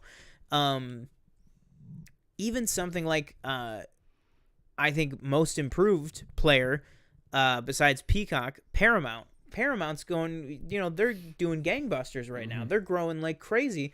Speaking of Peacock, and then circling back to Netflix, Peacock's free tier has the most subscriber growth over the past 12 months of anything. Wow. Of any tier of any streaming service. Now you might say, well, of course, because it's free. Yeah, but guess what? If you have, I don't know if these are the numbers, but if you have 200 million people that were not going to get Peacock at all, get it with ads and it's free, they're going to go, wait, I can pay $5 and I get doubled and I get even more content and no ads? Yeah, I'll pay $5. You know what I mean? And that's something, and that's the other thing. Paid Peacock is only $5. There's like the Ultra one that's like $10 that gives you the live TV too, like for the NBC channels. But either way, no matter where you go on Peacock, it's less than $10. Paramount Plus, what is it, $10? I think it's 10, right? I think so. $9.99. And then even something like Hulu, which has increased its prices over years because Hulu's been around the second longest besides Netflix as a streaming service. But even Hulu, the most expensive Hulu that you can get with ad-free is $12. Or I think it's $12.99 now. Yeah. So it's like $13. And then Netflix said that now they're thinking of doing a ad-supported, lower-cost thing. But the thing is, I just can't see anyone paying for that when even Netflix's lowest ad-supported thing is going to be the price of, like, Peacock or Hulu or Paramount with no ads. Yeah. You know what I mean? I just feel like they need to really do something. Otherwise, they're just not going to be able to compete, like, period. Yeah. I think just to close out the topic, they just need to, they need to find more ways to drive more subscribers. Fish. I know they want to, I think they want to introduce a ad-free version or a with ad ads, version. Yeah. Danielle says Netflix is the best. They've got Love is Blind and You and the best funny competition shows. Nailed It and Is It Cake. I don't know. I highly doubt Is It Cake is doing gangbusters. Oh, but guess what? Nailed It and Is It Cake? Well, guess what? Guess what just happened to Warner Brothers? They got bought by Discovery. So guess what's going to be on HBO Max? Food Network, HGTV, the Cooking Channel, every single Food Network channel. And I'm not taking anything away from Nailed It. I love Nailed It. Like I said, I love a lot of stuff that Netflix does. The problem is, how often do I watch Nailed It every year? I love The Circle. That's like one of my guilty pleasure reality shows. That's the one where they all live in the house, but they're separated and talk to the AI. Yeah. I love that show. But guess what? It comes out twice a year, and it all comes out in one day, and me and my roommate binge it in, like, 3 days, and that's it. You know what I mean? Like, where, I don't know. I just feel like there isn't enough there, and I feel like one of the ways they could fix it easily is, like, what we've been talking about is join everyone else and go back to the weekly model. Everyone is on the weekly model right now. Even the first season of iCarly, I believe the first season of iCarly dropped, I think, the first 6 episodes on the premiere, and then the rest was weekly. This one, I think they did 2 episodes on the premiere, and then this is going to be a longer season, and everything else is weekly. And that show, say what you will about, I think it was the Kids' Choice Awards or Teen Choice Awards or whatever.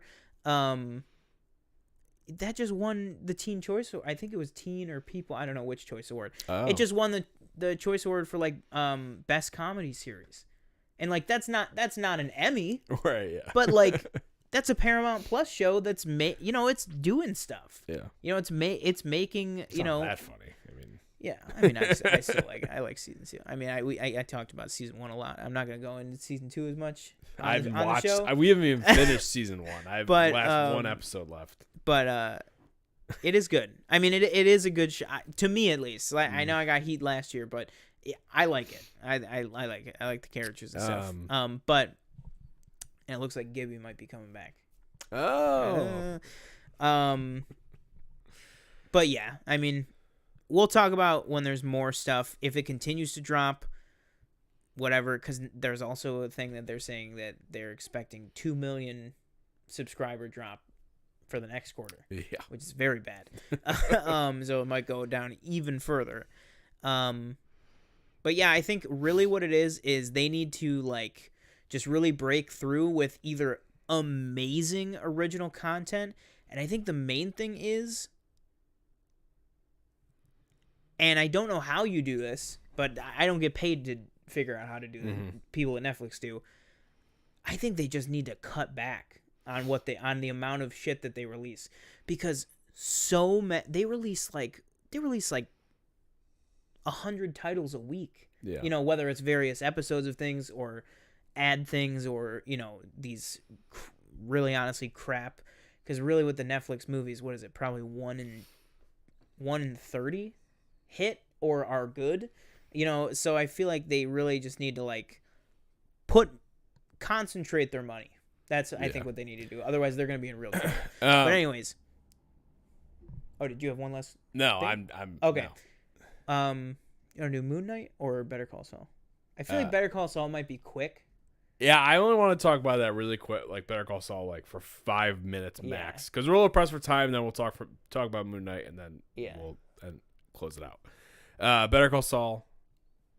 You know, I thought it was return to form, picked up. We're back where they left off. Yeah. Great show, great 2 episodes. Really enjoyed them. I loved that they not only was it a 2-part premiere, but they actually, if you watch the credits, they actually edited them together. Like it was edited together as a movie. Yeah. I kind of forgot what had happened at the end of season 5. So after the episodes, I watched a recap video, and I was like, "Oh yeah. I remember like him, you know, being in the house." Did you watch the recap like before the episode? Like I did, was, like, previously on. I feel like that was one of the worst recaps I've ever seen in my life. I said that when I watched it. I was like, that was like, you know, it's been a long time since the last season. It was actually 2 full years because the last season ended April 2020. They give it like 45 seconds. Yeah, I needed a refresher on why Kim wanted to get back at Howard. I was like, what is it? What? Yes, you know, like, and that was left out of the previously on. Oh, yeah. Well, that was like season 4, right? Or season, you know. So it was. Yeah, because right at the end of the last season, when he was like, I'm going Saul Goodman, and she kind of makes the switch where she's like, I'm in. Let's do, you know, she kind of has her Skylar White moment where she's like, I'm in it with you, you know, type of thing. But then deciding to do that, she's setting her eyes back on Sandpiper and Howard, which was like season 2. Like all the Sandpiper crossing stuff, the like nursing home, that was like season 1. So like I had to refresh myself on that stuff because I mean it's been 6 years. But I thought absolutely fantastic. I thought bringing back the what are their names? The cousins. The husband and wife. Oh, the Kettlemans. The Kettlemans. The Kettlemans that was great. That was fantastic. You know, and she thought she was all smart. She thought she was all good, and then they called the IRS. I was like, oh, this is so good. And I feel like now I've gotten so used to now calling him Jimmy, but now I'm gonna go back to calling him Saul. Every time in this episode, and also starting with the end of last season, all these times where Kim does these like darker things, and and she's doing it, but the camera's on him, just like hanging his head of like, it's so clear of like, what have I done to like her? Right, like this is not what Kim would have done. Like, you know, I've like, he like feels like I've either like corrupted her or, you know, I'm making her become somebody that like she isn't or stuff like that. Like I love that because you just know that that's, you know, as we know, he's alone in Breaking Bad that we know of. So it's like I'm starting to feel more and more that it's going to be something of like, I don't think that she dies, but I think it's going to be like, you need to get out of here. Like you need to leave. You need to go do something, find a better life for yourself or so, you know, in New York or something, you know, whatever it might be. But yeah, what did you think about like, the whole Nacho and like Mike and Gus thing of like, I thought a Nacho thing was crazy when he's looking out the window and he sees the guy move like in through that little hole in the wall. I thought that was really cool. I thought that whole kind of scene was really cool. I didn't think you know, I feel like he's obviously captured, right? Because they blew out his tire when he was trying to drive away. And fucking Tony Dalton, man, he's just so good. I know. Like when he's just sitting there like in the kitchen with those 2 people, and he was like, oh yeah, like just talking to the one lady, and then he like he like takes those scissors apart, and I'm like, oh shit, he's gonna like kill both these people. And yeah, he's just crazy good. Like One moment he's like just like this fine person, and the next moment he's just like this psycho. Like with the guys at the like, what do you call it? The truck, like to get people across the border. When he's like, he's like, oh, I changed my mind, so I'll take my money back now. Yeah. Like totally fine, like just a normal chill dude. Right after he like, him and Donna Hector are like, yeah, let's fucking get him. He hangs up, but he's like, all right, I changed my mind. I'll just take my money back and go. And he's like, yeah, nice try, get out of here. Yeah. And he's just like, I told you to be nice. Yeah. That's all I asked. And then he murders them and then goes, make sure they get all their money back to the guy in the thing. And then we cut to the inside and we just hear, screams and then gunshot. Yeah. And then he just comes out and he's like, oh, all right, here's all their money. Make sure everybody gets it back. I don't want any funny business. You guys take it easy. It's like he's just this cold-blooded sociopath and psychopath, but like he's just so good and he's just so charming. And like I texted you, I was like, all I can picture is Jack now from Hawkeye. Like he was so good in that. And then in the promos, I don't know if the filming was a similar time or whatever, but in the promos, Lalo's hair is like way longer and his mustache is like way bigger. Like he looks just like he walked off of the Hawkeye set. I don't know if that had to do with the delay when like Bob Odenkirk had his heart attack or whatever, but like his hair looks a lot longer. So I don't know if there's going to be a time jump or if they're just going to be like, well, whatever, type of thing.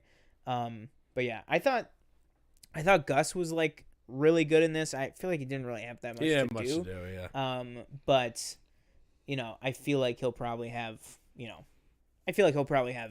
more and more to do this season because really Mike and Saul are like lockstep working together. Well, at least at the end of, towards the end of last season, Saul's kind of like, all right, I'm separating myself from that stuff.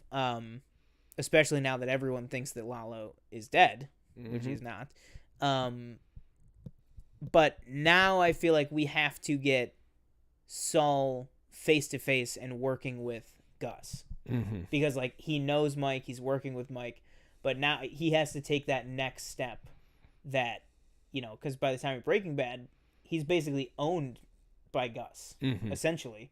So I think it'll be interesting to see kind of how that develops. Yeah. But yeah. It's all good, man. It's all good, man. There you go. Oh, yeah. Speaking of, I love that instead of the flash forward to the Cinnabon, we got that like them raiding his house. Yes, yeah. I thought that was really good, and this is our first post Breaking Bad scene. Is it? This is our first post Breaking Bad scene. I believe that's in color. Oh, okay. Because I think but I'm trying to remember. Remember the last season when he left the Cinnabon and went home and played the Saul commercial, and the guy, the car was like following him. I think that might have been in color. But yeah, it'd be very interesting. We don't know what's going on with Gene. And a Bryan Cranston, Aaron Paul, probably cameo. Yeah, will apparently show up in the season at some point. So I have a question for you before we move on to Moon Knight. We've been following at the start and at the end of every season. We've been following Gene, who is Jimmy and Saul after Breaking Bad, the Cinnabon manager. He had his heart attack. He recovered apparently. But then he sees that someone's following him. Last time we saw him was when. I remember when he freaks out in the mall, right? Yeah. And then the last time we saw him, he was. I believe the last time we saw him was when he was feeling like people were following him, and he went and he watched the Saul commercial and stuff. We're in the last season. Do you think, are we going to get like maybe even a full episode of letting, because they can't just leave that. You know what I mean? Like we can't just leave where he's at. You know what I mean? Like I feel like they've been setting up that story of really truly what happens to him after Breaking Bad, right? In all these different teases and moments throughout the seasons. So what do you think? Do you think that we're going to get like a whole season, or not a whole season, sorry, but a whole episode where we find out like what happens. Does he relocate again, or do we find out that like he gets killed, or that people find him? Yeah, I think maybe they'll place those kind of story beats like into Scattered the throughout. episode or and scattered through the season. And maybe it leads up to like a full episode or something. But I feel like it's kind of hard to. I feel like it'd be hard to devote an entire episode to that. That's what I'm thinking, because like normally it's the first scene of the season, and it's the last scene of the season is with Gene, with his future self, but it wasn't the first scene of this season, and it can't be the last scene, because you can't have the last scene be not the this actual story of like Gus and Jimmy becoming Saul and Kim and stuff. I feel like if you can't like wrap that up and then in the very last episode be like, all right, here's 20 minutes of post Breaking Bad. You know what I mean? So I feel like you have to put it somewhere between then. But I don't know. I think it'll be interesting to see though. I gotta refresh myself on just the scenes of him with like Gene. Yeah, all same. That stuff, because I feel like it's been such a long time since we've seen that, since we've like picked up on that story thread of him post Breaking Bad. But yeah, it'll be interesting because I don't know how they can't disappear him again because Robert Forster passed away. You're right. So you gotta get a new vacuum repairman. I don't know. Maybe he goes and lives with Jesse in Alaska. Maybe that's just the answer. Yeah. But yeah, great premiere, great 2-part premiere. Excited like you to see what said, comes back next. to form. Yeah. And I'm excited how long the season is. It doesn't 12 end. episodes. Doesn't end until the end of August. And there's no big gaps. They take a couple weeks off here and there, but there's no like 4 weeks until the next episode. So I'm excited. So we're gonna have the show, all the way through the end of the summer, which is gonna be really, really cool. But a show that is fast leaving our screens and everything is Moon Knight. We're on episode 4. This is the one that everybody was like, oh my god, episode 4 is gonna blow your socks off. Yeah. You're gonna be like, what is up, what is down, I don't know. Did you feel that way? What did you think of this episode? Spoiler talk for Moon Knight episode 4. So this episode's interesting. I've been pretty in on the show so far, and I'm still in on the show. This episode didn't really change that. But from the beginning to the big twist, I just felt like this episode was off for me. I could not place what it was. I don't know if it was the shot selection. I don't know if it was the direction. I don't know if it was the editing. I don't know if it was the music in it. It just felt off, and it did not feel like a Disney Plus show to me, and I don't know why. And there were some things that like like for example, like I think we talked about, a week or two ago, or maybe last week, the idea that maybe the feelings of Mark have shifted over to Steven. And I think you brought up that is like a thing that can happen. Like, I think you might have read it somewhere. And I was like, if they are doing that, because we have Steven kiss, what's her name? Layla in this episode. And it kind of, I don't want to say it comes out of nowhere, but it's like, I feel like they didn't really earn it. And so the only thing to me was to just kind of, I explained it with what you said. But they never, like, explain that's a thing. Yeah. So either that exists in this world or it doesn't. So I don't really know. I thought, like for example, like, for shots I'm talking about, like, when Does Layla... the world even exist? Huh? Does the world even I don't know.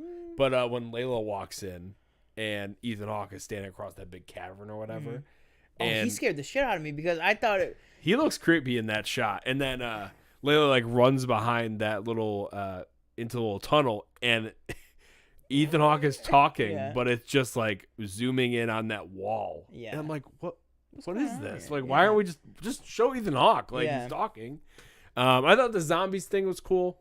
I thought that was very horror-esque. Cutting open the. I will say, I gotta rewatch this episode because when I watched it, it was like 8 a.m. and I tried to do the best I could, but the sun was just peering into my living room as much as I tried to cover it. All those scenes, I felt like I was watching the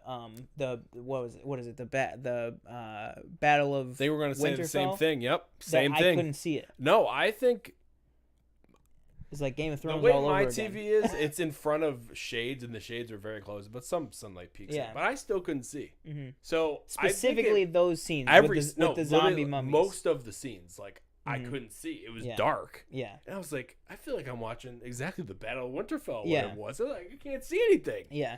In the desert, I had that, and then in those zombie moments too, I had that. Yeah. It's in the pyramid. I was feel like like, it what am I help, looking too, at? That like the whatever the like zombie Egyptian priest or whatever it was like their skin was dark blue. Yeah, so that which didn't really help. help. That did not help at all. Like you could kind of see movement because they had like gold jewelry and like bangles on and stuff. So you could kind of see the movement like from where I was. But I'll have to watch it again now that it's night. I'll probably watch it, after this, just so I can kind of retake in everything. Mm-hmm. But then the end of the episode, I was able to see all of that. Agreed. Because it was very bright. It was kind of, I don't want to say it was spoiled me because I was scrolling through TikTok and I saw like people post those clips, and I saw a quick clip and it was like a white room, and I immediately thought to myself, okay, well, he's in a mental institution because I associate white walls everywhere with some sort of mental health facility like or something like room. that. Yeah. So I knew that was coming. But when, the episode, it kind of lost me for that main portion. Mm-hmm. And then once we start with him in the wheelchair and then talking to Ethan Hawke at the desk in the hospital, I was like, oh, he got me back. Like, what is going on here? We got. What'd you think of Ethan Hawke's look? It's like they kind of were like trying to make it look like he has his normal hair, like not the long one, but you could tell it was just like tucked away. Right. But then he had his little mustache. He had a little mustache, and then we had the Steven, or I think it was, because it was the Mark personality, and the Steven got in the coffin, and then they walked by another coffin, which I was like, oh, is the third person, is it going to jump out? And then nothing happened. I was like, oh, interesting. Okay. I guarantee you that's him in there. The third person. Yeah. It's probably Jake is in there. And then we have this, like, spoiler, we have this giant hippo that just shows up. It's like, hi. Yeah. And it just, I think they yell and then it ends. And it's like, okay. I thought the hippo, I'm just gonna make you a promise right now. We're gonna continue calling it the hippo. I know that it has an Egyptian god name. Yeah. We don't know it right now, and I'm sure it'd probably be hard to pronounce with the amount of times we're about to talk about it. So we'll just say the hippo. For a second, I thought that it was like Aquafina's voice, but then I was like, she's already Katie in this universe. So it can't be her. But then I realized they already, like, somebody already pieced together who it is out of like the cast that previously didn't have a role announced or whatever. But yeah, let's backtrack a few seconds and then we'll talk about the hospital, because that's kind of a big thing of the episode. One of my favorite moments, because I love, like, when I did go to college, like, I went for history and I love, like, history and stuff. I was, as soon as he said, of course now, because my brain is fried, as soon as he said, he was like, wait, this isn't Egyptian writing.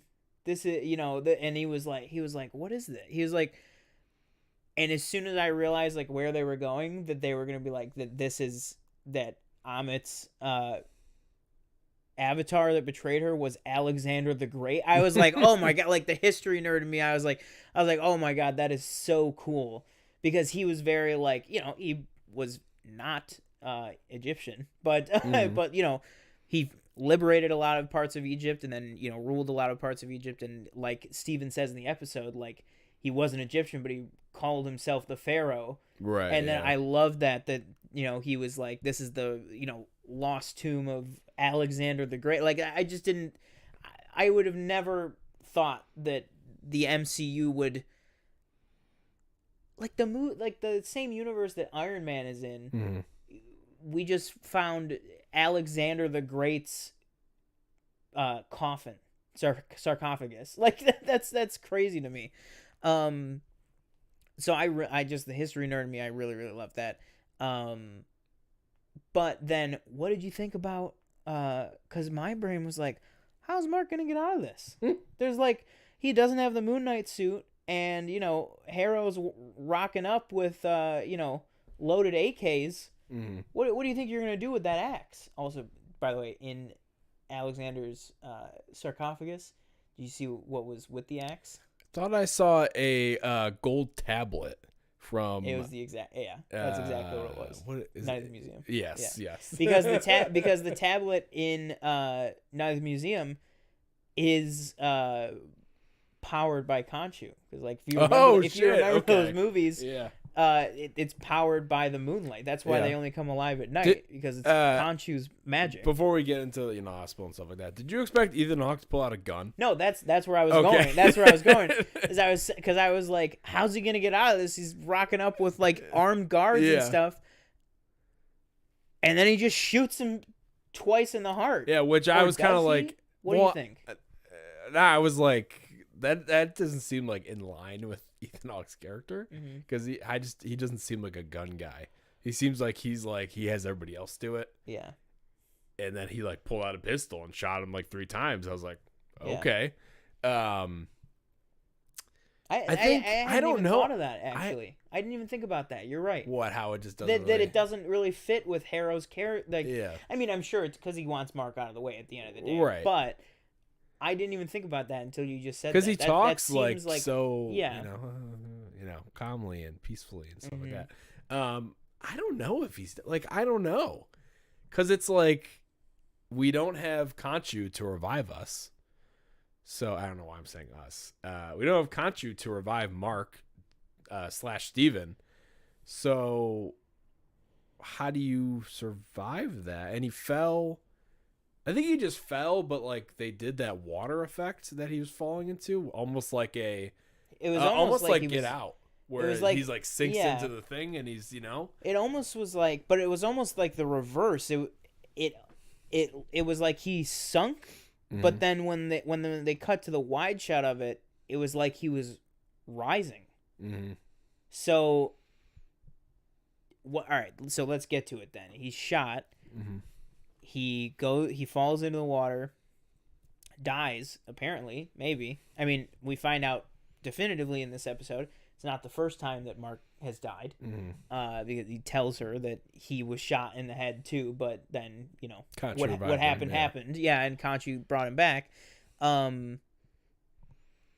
So do we feel like this is some sort of a afterlife purgatory thing? Because what Amit's true thing is like Anubis is the god of the afterlife, but before you can get into the afterlife, Amit, in a sort of like purgatory, judges you to know if you can go to the elevated place with basically heaven or hell. What we see, Harrow do with the staff, judging people, do you live or die type of thing, So do we think that this is what I'm asking you this, but this is what I personally think it is. I think that we are seeing some sort of purgatory type of thing, because when he does it to him in the first episode and he can't, the scales won't balance out, and he says there's chaos in you. Well, now we're in a place where, right now it's 2, but all 3 personalities are separated out. So all 3 can be judged individually. Oh, yeah. That's what I'm thinking. The chaos thing I took as like, you're not a single person. Like, you have multiple people.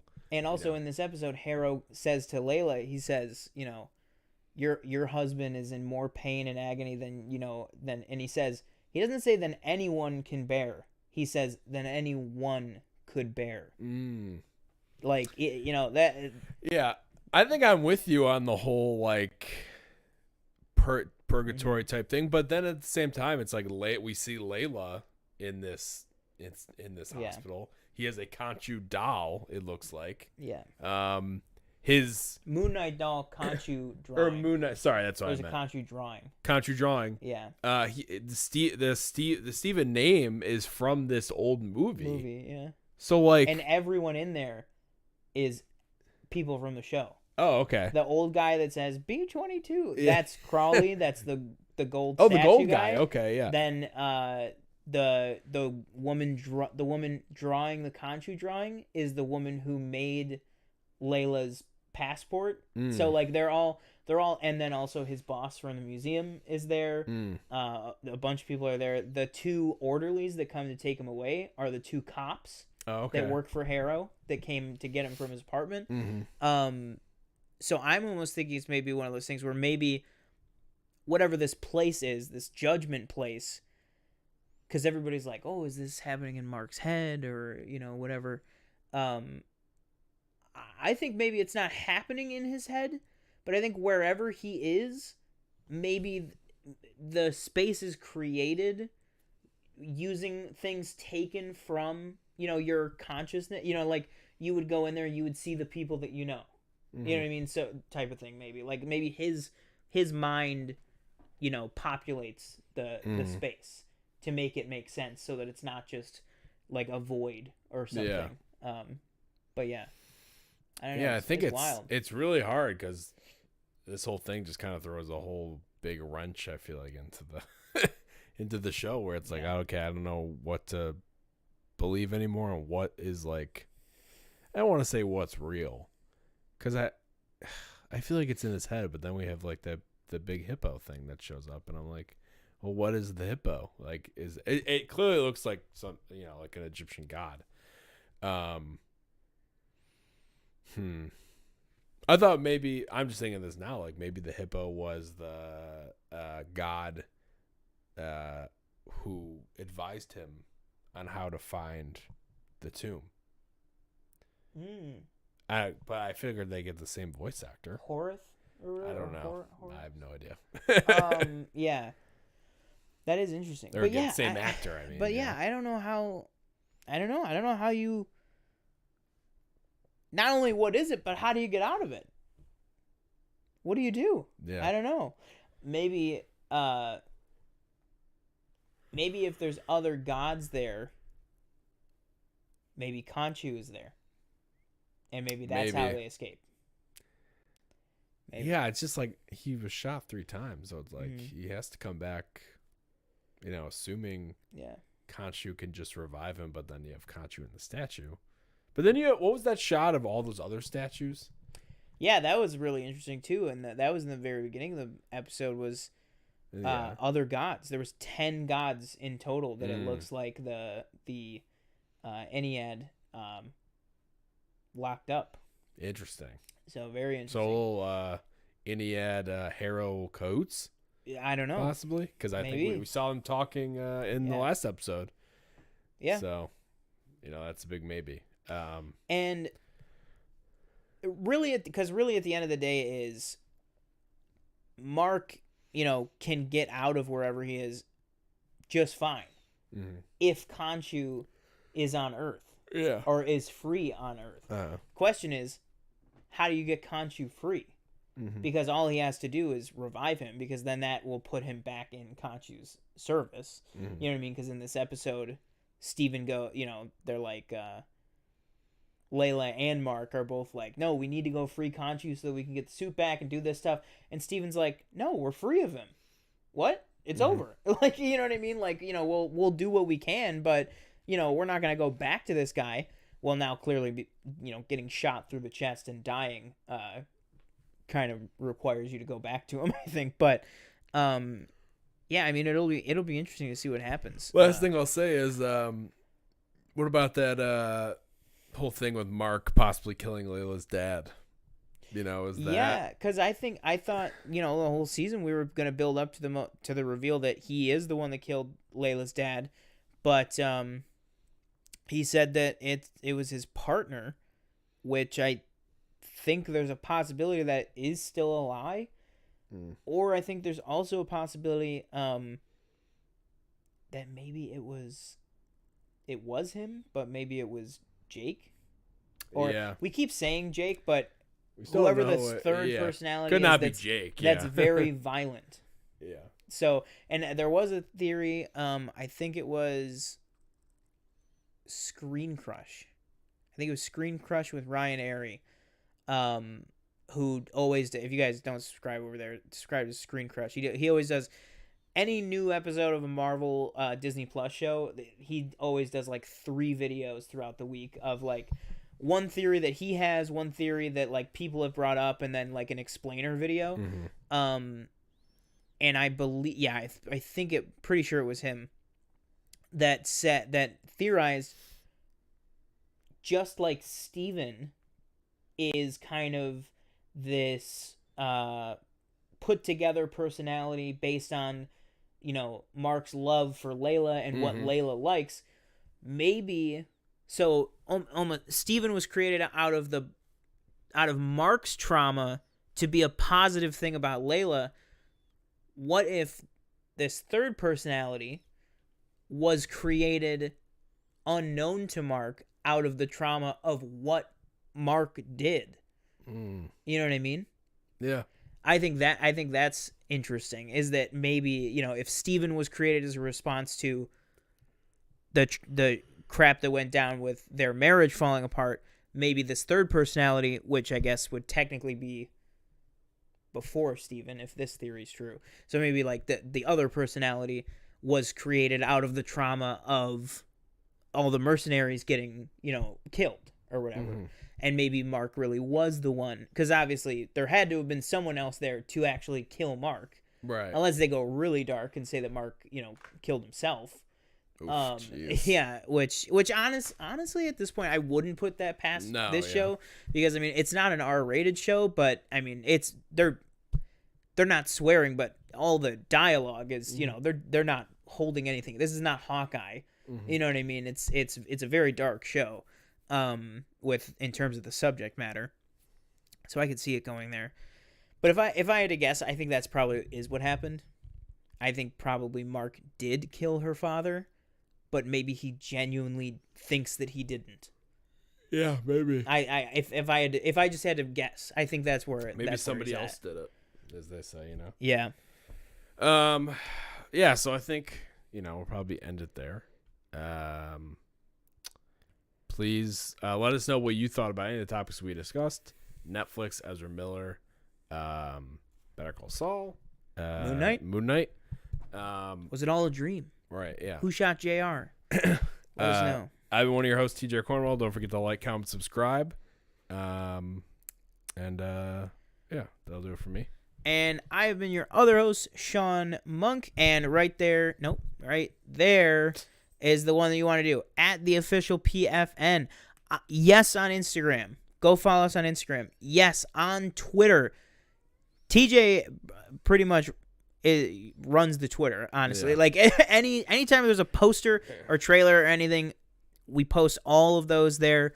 We also post news updates. We retweet news articles, everything like that. We tweet all the time on there.